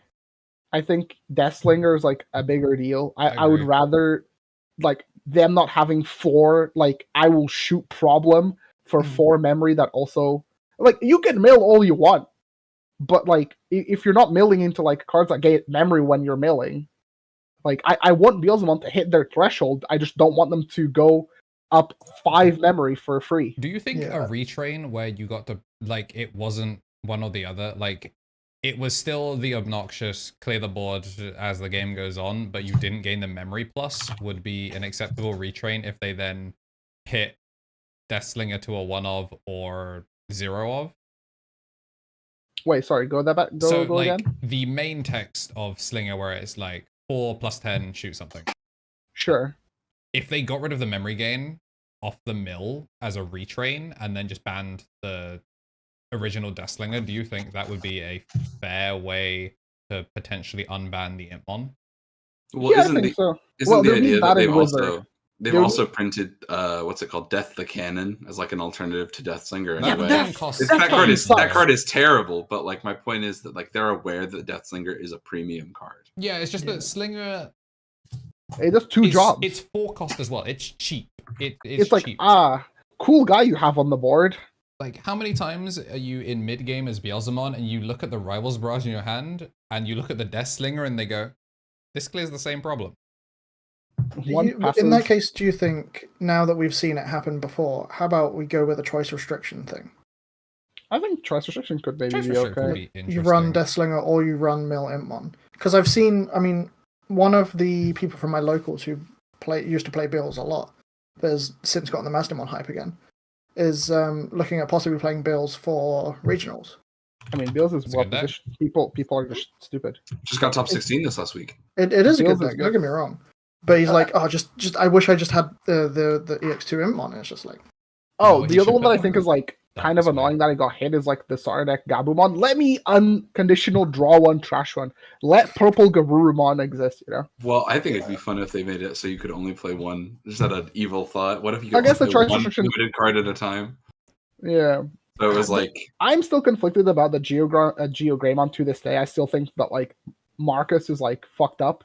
Yeah, but Yellow Vaccine more and more... Sure, but then that's like Yellow Vaccine problem. I think this Geogramon is like what I want Shine to be, and that's what Shine is like ending up in BT 17. I think like defensive Shine is like more interesting to me because it's like it builds off the original like BT2 Shine, where it was like suspend your tamers, big nuke, as opposed to like, I got 2 Marcuses, you're fucking dead, bro. Yeah. See, I think it's interesting. I like defensive Shine. I like when Shine is like playing for a board and like poking and like doing stuff as opposed to just like, double BT12, unlucky bud. That You know what deck I is mean? entirely different with scrambles as well, because now they scramble for BT13 Agumon, and then it's like And free. they just Yeah. go do it That again. deck is bananas. So yeah, there's like a couple of them. Like there's a couple of them that I'm like, we just had to hit this because at the time there was nothing better to hit.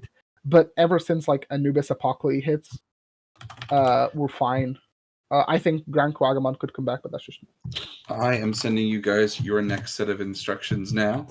All right, YouTube chat. Unfortunately, I can't get in, but at least my old horizontal chat box is working. So Twitch chat. I mean, everyone's playing on Twitch hopefully right now anyway. So yeah, we'll have chat back. I'll slowly incorporate them to the different seats. I snuck it in. Someone who's like, "Don't sneak that in." Yeah, I think Quagamon could come back, but that's just me. Bro, you're getting your ace soon. He doesn't one-shot things. Anyway, that's not what we're doing here on Memory Gauge the Room. That was one statement, and clearly a heated one. But of course, Memory Gauge the Room is all about people giving their takes on the Digimon TCG. And today, boys, the statement you'll be responding to is, the source material for cards has an appropriate influence in the TCG. I'm excited about this one because, of course, Jamie is not an anime super fan. No, I don't know anything about the source material. So this is going to be pretty great. You say that, but you started doing like the Vital Pets and stuff. So like you're not completely clueless like you would have been a month or two ago. That's a point. So you've never watched Digimon as a kid? No, I was Pokemon growing up. I'll be real. Okay, one does not. Okay, whatever. You can like both. Congratulations, honey. Where is it? Oh, here it is. My Demon Slayer Vital Pet. So one more time, Memory Gauge the Room. The statement today is, the source material for cards has an appropriate influence in the TCG. Andrew, are you ready to go first once again? I am ready to go first. Also, Henry He in the chat. You're welcome, bro. Congrats on the top. We're obviously big Gallantmon enthusiasts. One of us. One of us. One of you. One of me. I saw that list is butter. It's perfect. Wait, hold on. I'm getting added on Twitch, so. I was just like, another excuse to put Gallantmon Cope in a weekly segment. It's not Cope. It's Hope.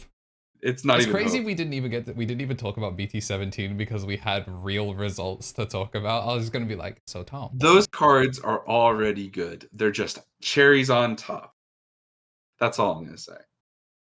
Right. But of course, Memory Gauge the Room is the game we're playing right now. And Andrew, on the topic of the source material for cards having an appropriate influence in the TCG, are you ready to give your little 30-second spiel? I am ready to give my 30-second spiel.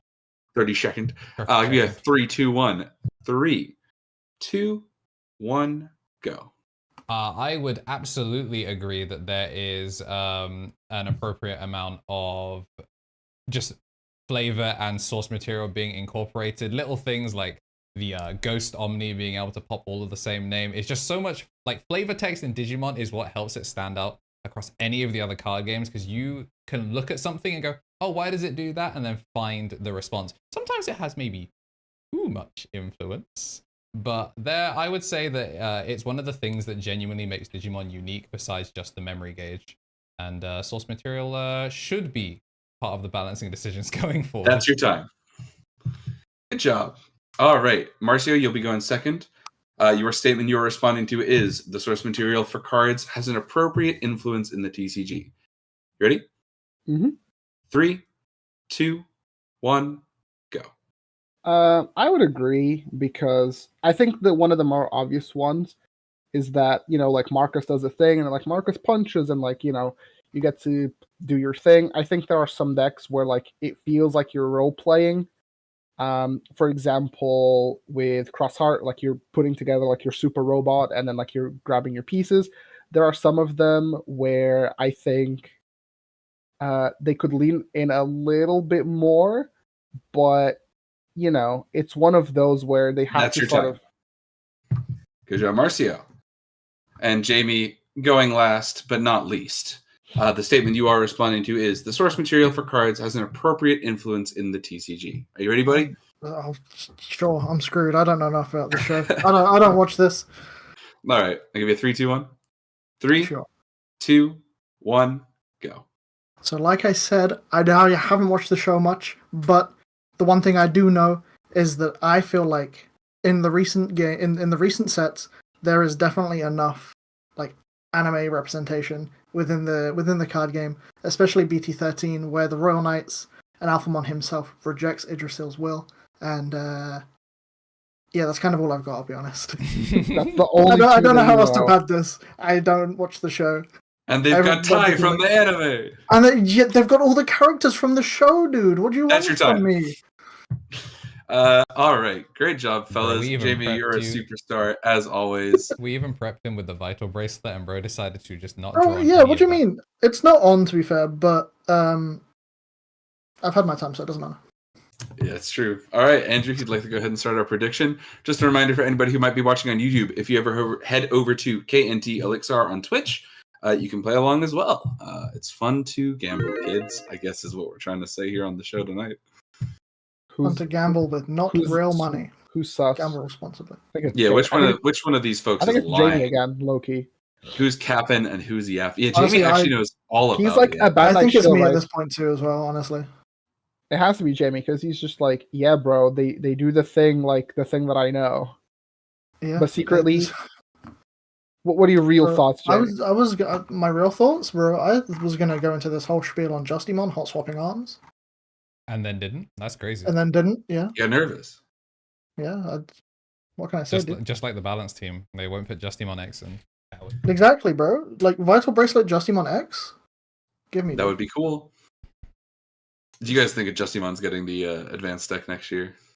Is that the dream? I don't know, bro. Imagine it ain't happening 3 times. Bro, imagine they do like the Rio advanced deck and it's just 4 Great Dragon support. Oh, that's funny. I love that. I don't know. Rio and you see Marcio like, it's time, boys. And then it's gonna be like B-Tamer Tai and like Agumon. It's like, what up? I'm gonna be so sad. But yeah, for the folks participating in the game here, your job is to determine which of our 3 players was the liar. Not giving their firm opinion on the statement. The source material for the Digimon cards have an appropriate influence in the TCG. So, 4 Great Dragons mentioned. Listen, didn't it like have a random top recently? Just because it's like Azulongmon Ace is a brick house of a card. Was it recently? I thought it was like at the beginning of the year. Like, God, it is. You know what? It is actually nearly April, so you're right, Jamie. I apologize. Oh, fuck, it is almost April. It's kind of wild. That deck, I think, is like low-key actually kind of sauce, but people don't want to play it. How bad could anything that can just play like Venus Perpetual Lock be, right? Like I'm trying to play Goldramon, bro.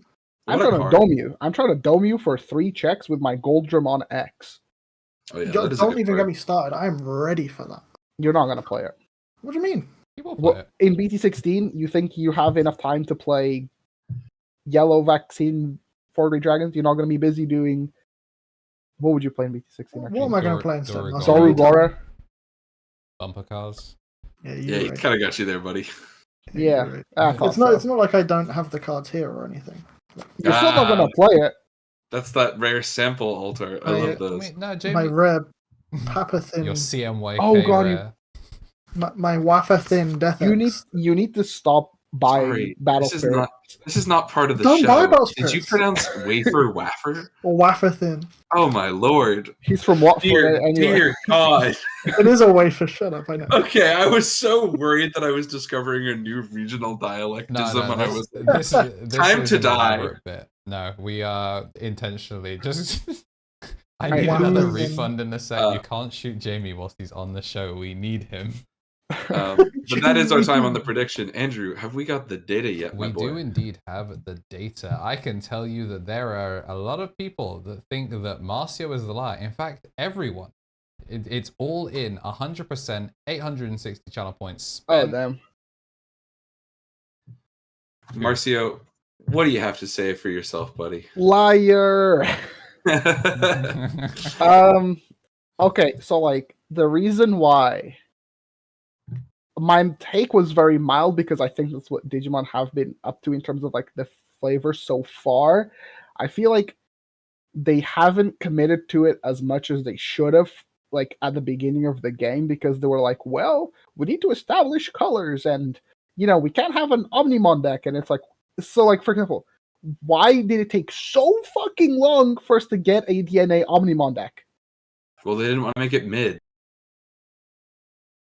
Okay, do it again. They had to trial every single DNA deck for 3 years just to make sure Omnimon came out semi-playable, and it's just gonna go in blue flare. They already gave him a semi-playable DNA deck though. It's just Alter S instead. Yeah, sure. My other thing is like there are some where it's like, what's a good example? Okay, so like Argomon, right? Like Argomon level 6. Which one? The new one or the old one? The new one, right? Like, right. How does that, like, suspending tamers, what does that have to do with the movie? Enlighten me.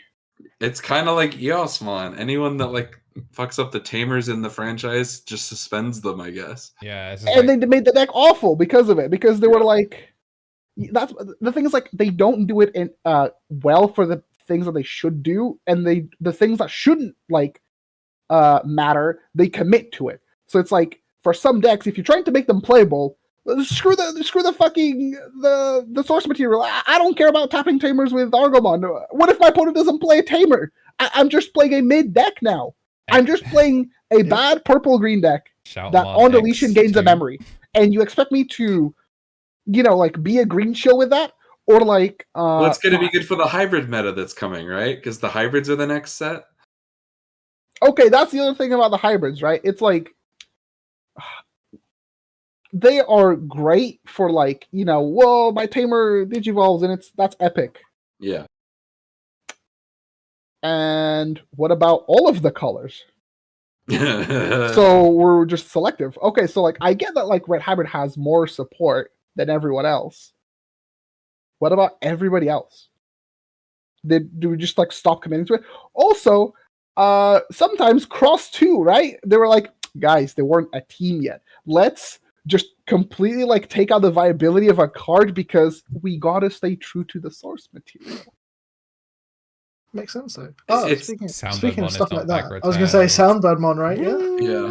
Soundbirdmon. It's just like they're the design, like the not even design, just the decision process is like, come on, either be consistent or just don't do it at all. But sometimes it's cool, If you want to play Diaboromon, like, I'm happy for you. You're gonna get turned into like a fucking movie. Yeah, Omni and Paladin are gonna have a field day with you because you wanted to roleplay, and so did they. So you guys have fun roleplaying. I'm gonna be resting tamers while you guys do that. Yeah. Alrighty. I think we'll make one more statement here for the night. Fellas, I'm going to go ahead and send your instructions out now. Whilst he's doing that, how's people's records doing? We got any XOs? Any X2s? To be fair, it seems like everyone was on the ball today. This one was nice and comfy. Last memory gauge the room was catastrophic for the ecosystem. Yeah, it did not go great. But hopefully this third statement kind of shifts some things around, maybe move some wild cards. How many are we doing? 4? We're gonna do 3, I think, because this one we're having some fun talking through them. We're coming up on time. Let's do 4. You want to do a 4th one? I have 9. I'm about to yap. Okay, yeah, let's do the 4th one, and then we'll have some closing things. Did we talk about Miss Al's thing last week? No, but you know what? Well, Big Fish, Small Pond, East beat us to it. Yeah. But I would love to talk about it because the deck is fantastic. Yeah, it is nearly perfect. We can do some wrap-up stuff, and then if Terry's around for the Boko, since Marcio can't do it, we could just do the Boko. That would be fun. We could do the Boko, then we'll be talking either the best. It will be the top 5 and worst 5 of either yellow or a different color because we have Jamie now. So that will be fun. I'm not qualified for that, am I? Well, we'll probably make you do it with black cards. I'm down. But here's how it goes, boys. Memory Gauge the Room is a game where we talk about the statements, and our statement today is, there is too much pack filler in the Digimon TCG. And then you can see all of my face. So I can remind you that the statement is, there is too much pack filler in the Digimon TCG. Your instructions should have gone out. I'll let you guys sit and think about how you're going to talk about this one. But of course, the way we play the game, Andrew, you would be going first. Are you ready to yap or cap, my boy? I am absolutely always ready to yap or maybe a little bit of cap. All right. 3, 2, 1, go.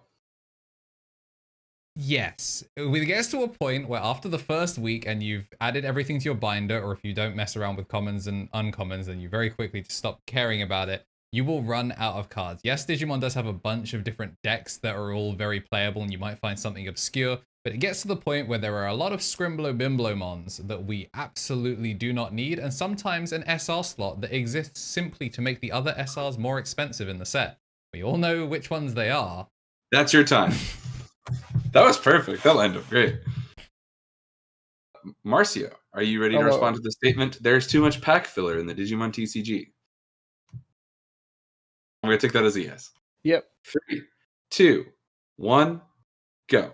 I think there's like too much pack filler. I think this is something that like people always gravitate towards. Well, it's like sometimes you open your pack and you just open up like some garbage mod that doesn't do anything, or like you open a card that's like kind of terrible. I think this issue kind of got brought up again. Well, you started noticing again more recently because of the new designers from like BT14 onwards, where they like pivoted towards a more like generic like generic approach to like some of the cards. So like that's your time. Good job, Marcio. It's 30 seconds is a tough one, live chat. These guys are trying to go out here swearing down on their actual opinion. It's crazy as well, because if you just make a single mistake, like it's got a single misplay, maybe your entire game plan is gone. Yeah. Like you have some I couldn't finish my point properly about 30 seconds is tough. But of course, just to show how tough it is, Jamie, are you ready to respond to how much the statement there is too much pack filler in the Digimon TCG? Sure. All right, let's ball. 3, 2, 1, go. So the other two talked about like all the random Digimon in the packs and all of that stuff. I'm talking about like the LM stuff. I get that it was a separate set in Japan, but why did we have that in the packs? Like, it just stuffs the pack full of random stuff that we do not need. And again, Andrew said takes up the SR slot. It's just scuffed all of our goddamn, ratios. On top of that, also when they attempted the foil cards that took up a rare slot, get that out of here. Just get that out of here. That's your time. Good job, Jamie. All right, chat room, one of these three folks have told you a little bit of a fib. And they may not have agreed with what they said about the statement. There's too much pack filler in the Digimon TCG. Yeah, shouts to Quiplash. Hey, Quiplash, get us on. Make a Digimon minigame. License that stuff. I think it's fun that you brought up the LM stuff, because like some people, back when those were like promos that you just kind of got for going to events, were like, wow, best distributed booster pack of promos ever. And then the minute it was like, the minute it was like, I pulled Seriousmon Ace, I'm gonna jump out of a window. Wild. It's like, it just infuriates me. Like, I get that it was a whole separate set in Japan, and I get that they're still wanting to rush it through and kind of merge it all together, but bro, like, I don't need to see Goofy Ryudamon 7 more times in my box, please. Yeah, I want the other Ryudamon. I was considering talking about the promos for mine. Just like, damn, the promos, they're so slow to roll them out. Security rookies, don't we love those guys? I mean, our metagame was completely different because we didn't have them. So I mean, there is some like the trainings, for example. If they were to have made the trainings in the pack, that would have been wild. Don't get me wrong, but it would make life so much easier. Yep. One thing I thought was neat as well is that like BT14 onwards, there are no vanillas being printed anymore. It's very strange. Yeah. I can't tell if that makes cards more or less pack filler though. There are some real pack filler pieces of crap in some of these sets. I think the EX sets get away with it because their set count is smaller. But man, like, and they're like way more focused. Yeah, but I just don't know whether like an actual dog water card as a vanilla is like, I probably won't need this. Versus, why does this have a line of text? What made vanilla's dog water, right? Like sometimes the names were good. I know some people swear. I know some people swear the Gallantmon from BT9, which is just a green vanilla. It's like some people say that is the correct other level 3 for Leomon. It's just because it's called Gallantmon. Hear me out though. Some of the vanillas are pretty cool because they reduce the Evo costs for them because they just don't do anything. Well, they started to just power trip vanillas by still making it like the vanilla Evo cost just with an effect. Yeah, like I think one of the first ones was like Datamon. That was like a 2 cost level 5 that just can't be deleted. Yeah, we did get one recently, right? What's it called? It's the one that's still like encased in the eggshell that was like a 10k level Format All-Star Digitamamon? Yeah, that one. That one was like BT. That was BT9. No, it wasn't 9. Almost it was positive not it was 9. BT9. Give me a second. It was like that card's old. I thought it was BT12. There's multiple Digitamamon. No, sorry, I think that card's BT10. Digitamamon, the BT11. Oh, BT11. Yeah, because it was you could get a foil version of it. Right. Yeah, Assaultmon back to my point. Why? He's the goat though. That boy throws his whole head at someone. 7 cost 10k beat stick. Anyway, who's the liar? Yeah, if you guys don't mind, thanks for participating. Andrew, what is the chat saying? So the chat, this one, it seemed like people were a little bit conflicted. Double checking my Discord message, as I am the biggest under fire. Most people have bet monocoins on me, like 90% of the vote. We have a cheeky 10% on Marcio and Jamie with 0 contribution. Now, that is a very damning thing. And got some news for y'all. Bad news for 90% of y'all. It is not me. Unlucky. Will the liar let him know? Liar! It's me again. No. Okay. Bro, actually, I think only like one person got it, and it was probably Harry because he gets it. I think we need. Okay, so I've been having a much nicer time at pre-releases because 14 and 15 with like the generics, like it actually opens up those formats for the potential of like a sealed format, and like sealed format is neat.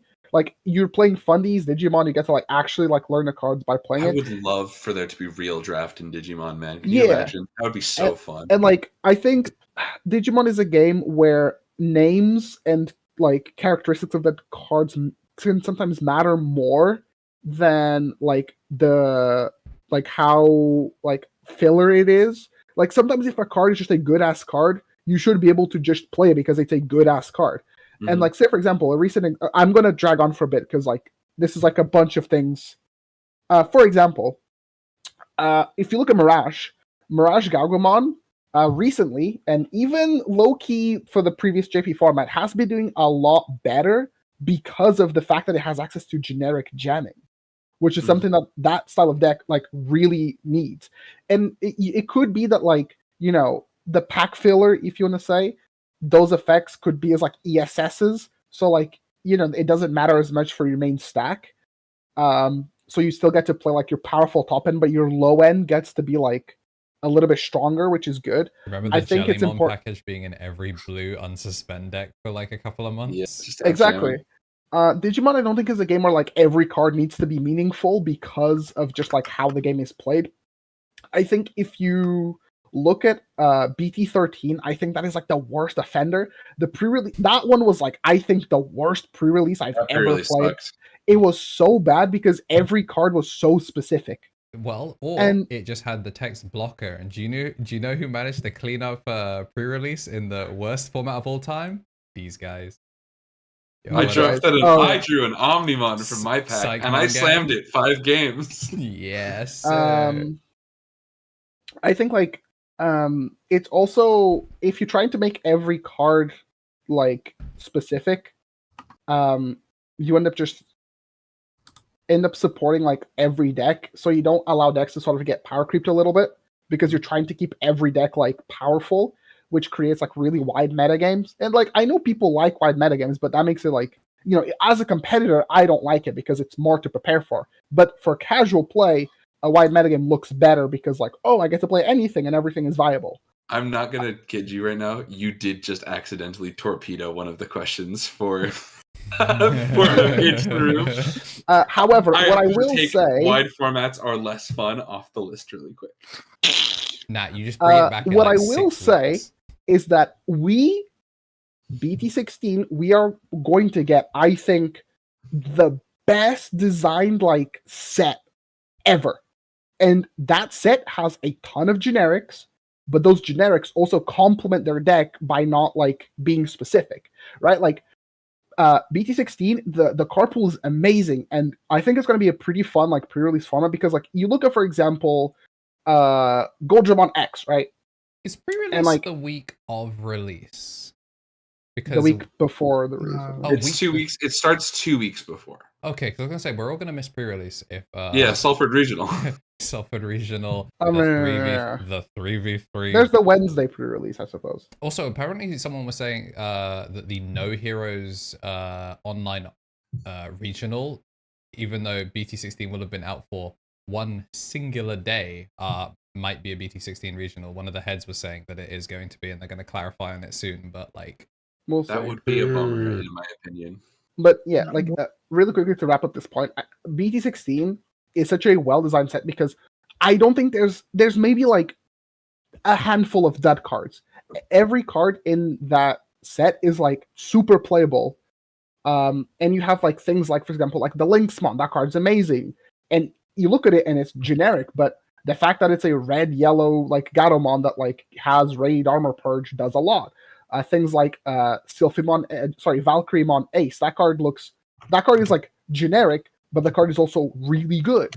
You have even like, say for example, like the red blue XVmon. It gains DP, and it's like kind of generic. Some yellow has like some good ones like Sheepmon. That card is like a really solid card, and most people would look at it as like pack filler. But we know that Digimon has the potential to design good sets and like useful cards all around. It's just sometimes they're lazy with it. But BT16, I think, I think they've gotten less lazy though. I know what you mean about BT16 being the peak, but I think there have been a higher concentration of more interesting pre-release formats since the new design team, and honestly, kind of last year, except 13. Like I remember BT12 pre-release being pretty fun. what was Black it? Rule Text has done wonders for the game, and I think just the actual rule box being separate from the black name text is also going to do wonders for pack filler having random like relevance, which I think is I don't think cool. I played BT12 release, but I guess it was like BT12 pre-release. My memory of BT12 pre-release, at least the pile I drafted, that was Clavis Angemon set control. Yeah, and also great point. Save beatdown. Great point here by PGSCTGC, aka Terry. What helps with bulk situational cards? Something that starts with side and ends with deck. Oh, well, maybe side deck is another category on the question, and we can't keep talking about it. Let's take it easy here, gentlemen. We can't just have conversations, guys. Think about the room. Yeah, not in the middle of the segment, guys. If we're playing Mem Gauge the Room, we can't keep throwing it. Hey, you know what else I think? Bro, that's me when we're doing like audio and camera tests right before the podcast. Like, bro, did you guys see them? Shut up. Shut the fuck up and save all of your thoughts for the pod. It's so exhausting. But of course, we've got one more question here, and it's a banger, chat. So get ready to spend your points. Just a reminder for anybody who's not watching on Twitch, head over to twitch.tv/KnTElixar. You can play live. It's fun. So our final statement here will come out as soon as I send you guys the statements. I drew the straws while Marcy was telling us about pre-releases. And our final statement for this particular session of Memory Gauge the Room is: the card game being affordable is still a main selling point all these years later. So I'll let these guys think on that one, chat. Consider what you're talking about here when we talk about affordable, not necessarily relative to what it used to be, or even, like, not to be a bummer live on our fun time podcast show, but money's tight for a lot of folks out there these days. So Digimon is still cheaper than a lot of other popular card games, Pokemon, One Piece, Yu-Gi-Oh!, stuff like that, Magic, God knows. And so the statement, the game being affordable is still a main selling point after all these years, is the point that these three gentlemen are going to address for you today.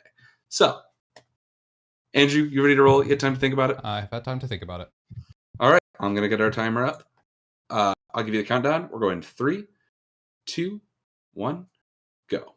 I'll say, well, it's definitely something that brought in a lot of people. I'd say that it's probably not something that is one of the things that people think about a lot, especially like we're right now in a bubble where Raremon and generic promo cards are just impossible to get a hold of. Now, a lot of the people that are getting into Digimon are fans of Digimon media, or are in love with the memory gauge system. They've come from other things, or they've seen like resource mana, like land or something like that, and just seeing something that's inherent to the game that when you're not playing against green or purple plays normally and moves back and forth for interactivity, I think is now the main selling point.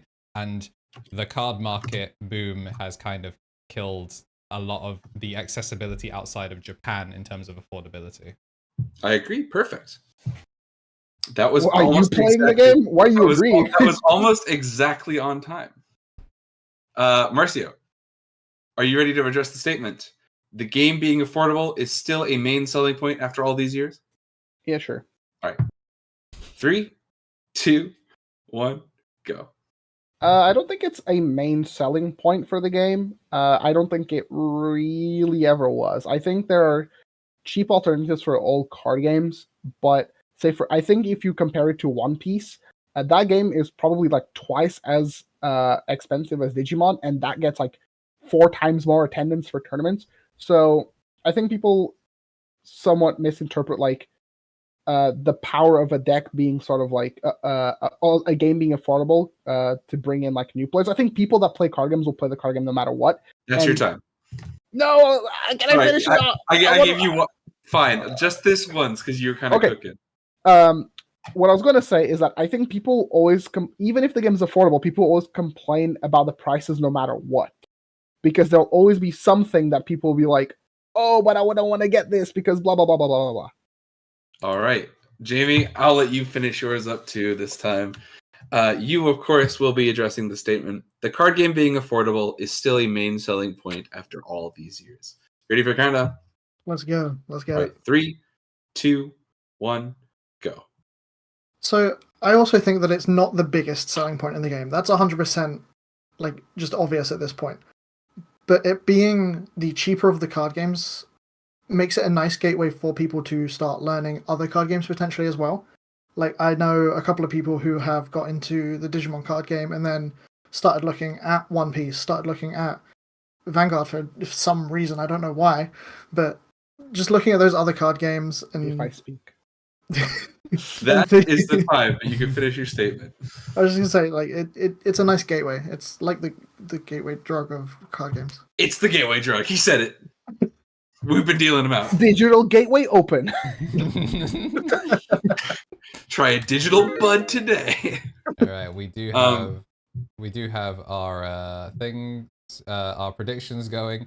Also, just double checking, some people may have gotten jammed by an ad break, but Anxiety, thank you for the Prime. I noticed that during my one, they did not get info diff because they have used Bezos bucks in order to avoid losing out on some hard-earned mono coins.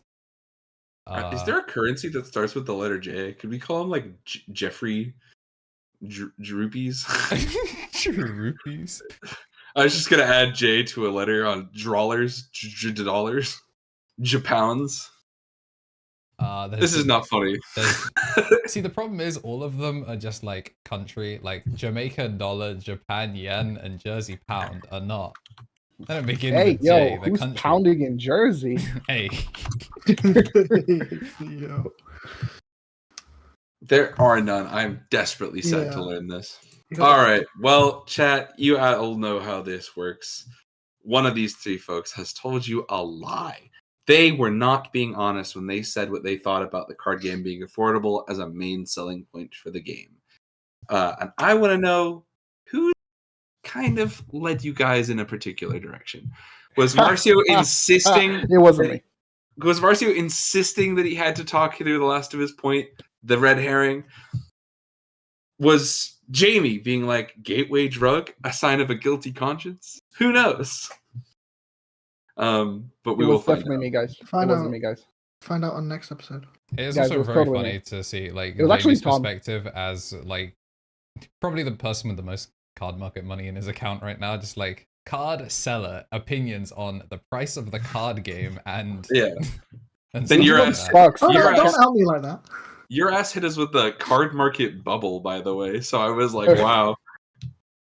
Digimon sucks, guys. I can't make a return on investment. Anyway, buy my Vanguard bikini rare cards. Hey, listen here. That's sold, right? That's sold. It's not in my binder anymore. Get it. It's gone. NFT Digimon is gone. fun but worthless. Somebody From else our good owns the friends at NFT. BGS TCG. Speaking of which, Jim, you have a card that I want to buy off of you. I saw on Card Market. Well, send it my way. All I'll double right. check if I still have it. Andrew, where are our predictions looking? Our predictions are they're doubling down on me for the second time in a row. They believe that I am a liar. 84% of the vote is on me, and we have 16% of the vote on Jamie as our final set. Andrew, do you want to let us know if the people at home were correct about the vibes you were putting out? I once again have some news for the people that voted for me. And bad news is not what I'm going to be giving you. It was indeed me capping this time. I think that Digimon being cheap is one of the only reasons you can convince someone that's not just a Digimon fan that didn't know the card game existed to play the game. Wow. We need to actually discuss this. Yeah, well done to our pretty consistent chat room tonight. You guys got some good guesses here from Engage the Room. As always, thank you, boys, for humoring me. This was a fun one. Let us know if you've got things you'd like these good chucklefucks to like react about. You can send your statements over to us with the hashtag M4GTakes. It's M, the number 4, G, the letter, and takes. You can do that. I believe in you. Yeah. I said never what I said. I think a lot of people play the game regardless of the cost. And like I think that's like the big majority. I can think of a lot of people that like only play it because it's cheap. Because if you wanted to play like a cheap card game, you'd go play like Pauper Magic. Yeah, like Pauper, like that is like, a £5 deck. Pokemon. Oh yeah, Pokemon is so cheap. Okay, when I think about Digimon being affordable, I think about Digimon being affordable for like Pokemon is cheap.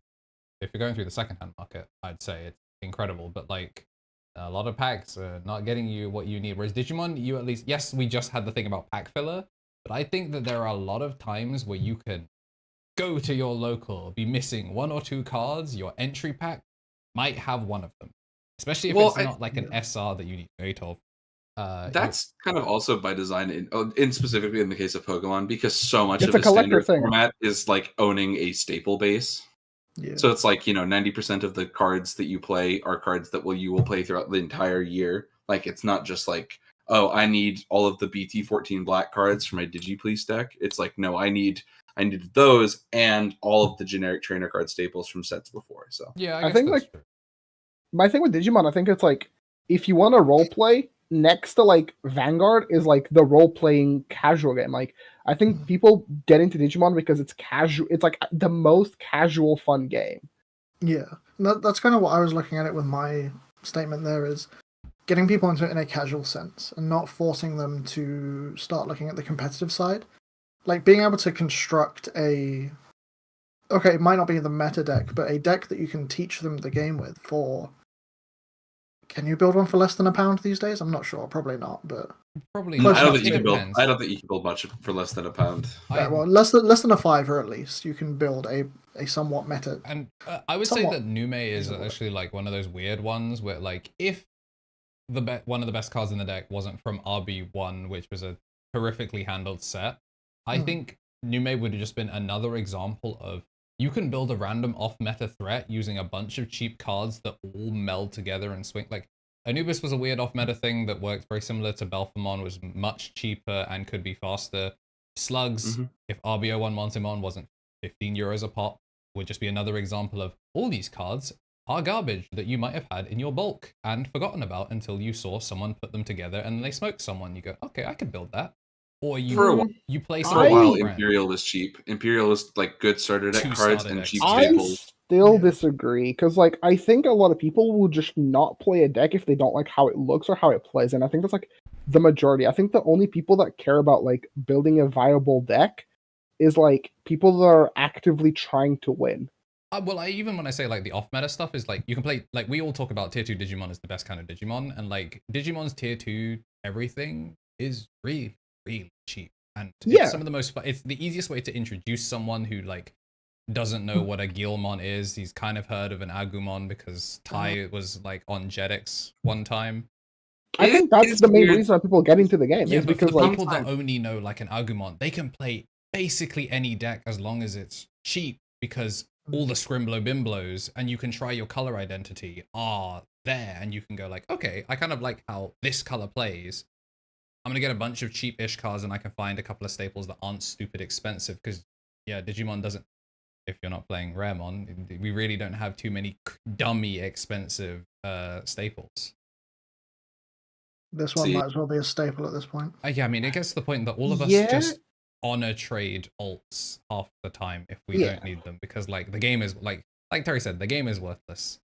Yeah, the thing is, like, people will I've noticed that in this game more than anything else, people are more willing to like rarity bump their deck, because like the initial cost of the deck is like low, but that's not like why they play the deck. It's because like they can start playing the deck and then slowly get like the nice cards for their deck. I think this game has like a lot of deck identity. Like, it's the same thing as like Vanguard, where like people are like, I freaking love this thing and I'm just going to play this thing.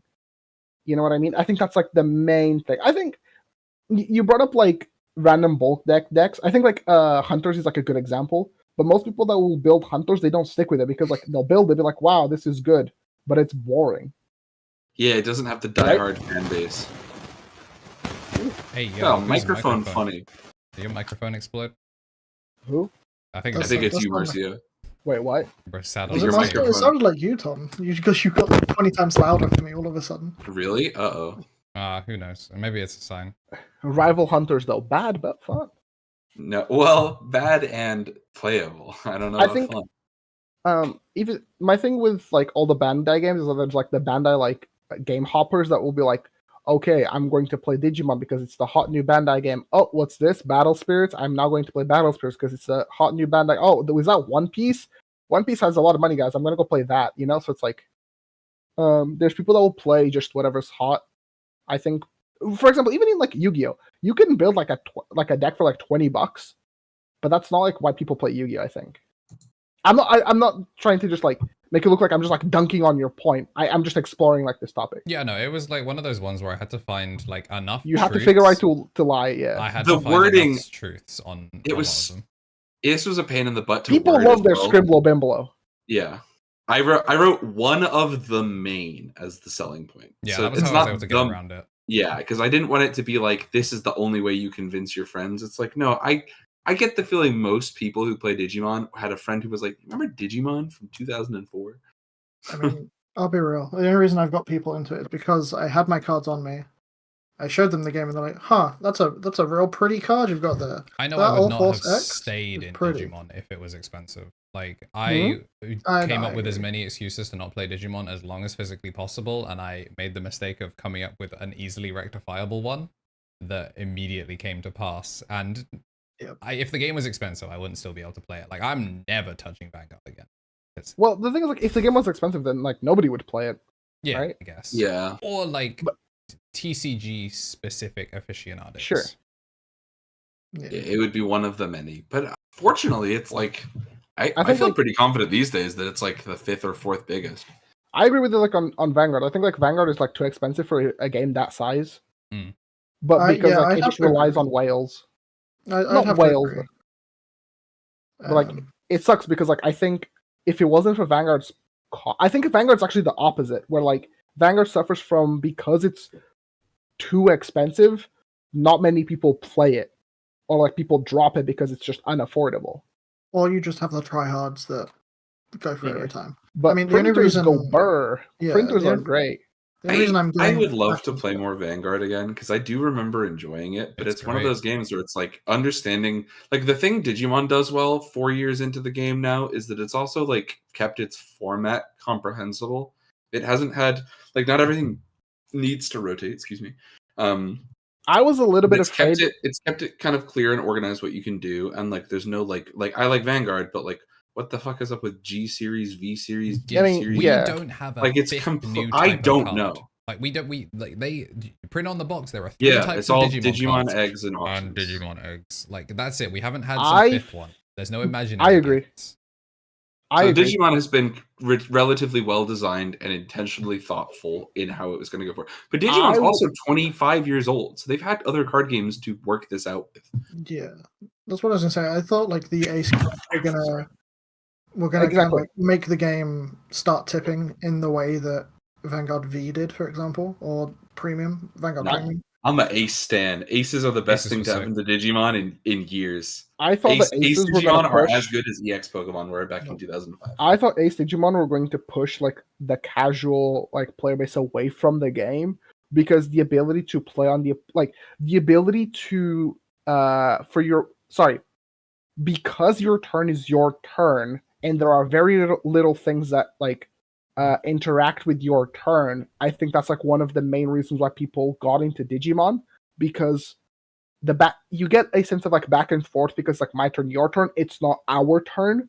And I thought that Aces would like, being able to evolve on the opponent's turn and proc when digivolving or proc whatever effect to disrupt the opponent like mid combo would make the game worse for a casual player base, because it would feel like they wouldn't be able to do their like tempo turn, if that makes sense. Yeah, I think the timing of counter timing is really important. Yes. The fact that it is linked to after when attackings and before blocks, most of the time you were committing to potentially losing your board, because like you're swinging, you could get blocked, you could hit something in security that just ruins lethal. Like by the time that you are committing to getting aced, you're already giving over, like you're allowing your opponent to interact with you. And I mean, very unfortunate if you need your when attacking in order to set up something that you needed to do after, it just be like that. But like you get to do all of your donuts and you get to manipulate the memory gauge the way you want to, until you go, okay, now I'm pushing this to your side of the court. And this is just giving you something that isn't, do you have keyword blocker? Yep, I agree. Okay, I agree with that. But the other thing that we're not considering is the casual enjoyment of Digimon as a franchise, because the thing Ace cards do that we do not have equivalents for in this card game until Aces came out is that like a casual enjoyer of the franchise, think about this in the same way that Pokemon cards work. A casual enjoyer of the franchise does not derive a ton of satisfaction from going, oh, I pulled an SR. They go, oh, that card looks dope and the foiling is cool. Ace Digimon cards are as sick to open in a booster pack as an EX Charizard. They are colorful, flashy, and if you are like a casual fan of like, oh my god, I got Metal Greymon Ace, and it's got an all red border, and it's so cool. We're not playing Memory Diggers the room anymore, Tom. This is not a bit. I genuinely believe this. He is right. Yeah. I got baited into thinking I pulled a good card when I saw, because of the like sovereign aces will have like the dual color thing. Like I saw someone's like, ooh, I pulled something good, completely forgetting that that's what the ace cards look like. The retail experience of a TCG is not an accident. They have designed booster packs and the order cards go into them very intentionally. Yeah, of course. My thing about the aces though is I don't think like people pull the aces and they get excited about it. I think the aces just happen to be like good super rares sometimes. But they're not super rares all the time. There's rare promos like sometimes that are like. That's why I said sometimes. Sure. But like, one of the things, like just talking about from a casual experience, casuals are the least likely to just fuck up their ratios and just not be able to play the game. And aces being cheap allows them occasionally to open a rookie and they have not put enough level 4s in the thing, and they get to play a level 5 that might make it back to them without passing 8 memory. And I think outside of SetCon, that is healthy for getting new players into the game, being able to like, we can adjust this later, but it's kind of like Ace Overflow is borrowing from the bank. If you never have to claim that memory back, then they are getting to engage with the game for cheap. And then we can make adjustments to like, hey, maybe you shouldn't always have to slam your 5. But at least it's sometimes cheap-ish. In a pinch, you can like be like, oh, I don't have, the only way that I make it out of this turn is by doing this, removing a threat. And if this goes unchecked, like I then get to like win off of this sometimes. But like Kai brought up a good point where like people were probably worried about aces because like, unironically, like doing your stuff and then also accounting for things in that your opponent can do on your turn, like puts a lot of stress and like adds another layer of complexity for the game that like it just, I think that honestly the fact that people would play Digimon, it was just like I worry about the board and not your hand was like one of the main reasons why like, people engage with Digimon a lot. So that's why I was like really afraid of aces, like somewhat killing my game. But because the timing of like the timing being the way that it is also makes some decks a lot better because removal is a lot more valuable when deck building, because if you can remove things that would normally be able to turn into aces, you still technically don't have to worry about the ace coming down. Mm-hmm. However, literally brought Gallantmon back from the dead. If that card has protection, that is a different story. That's rough. Well, okay, I don't know. My point is that there's lots of reasons that like would make something more exciting or less exciting to a casual consumer of the Digimon The day we get an extra deck, we're fucked.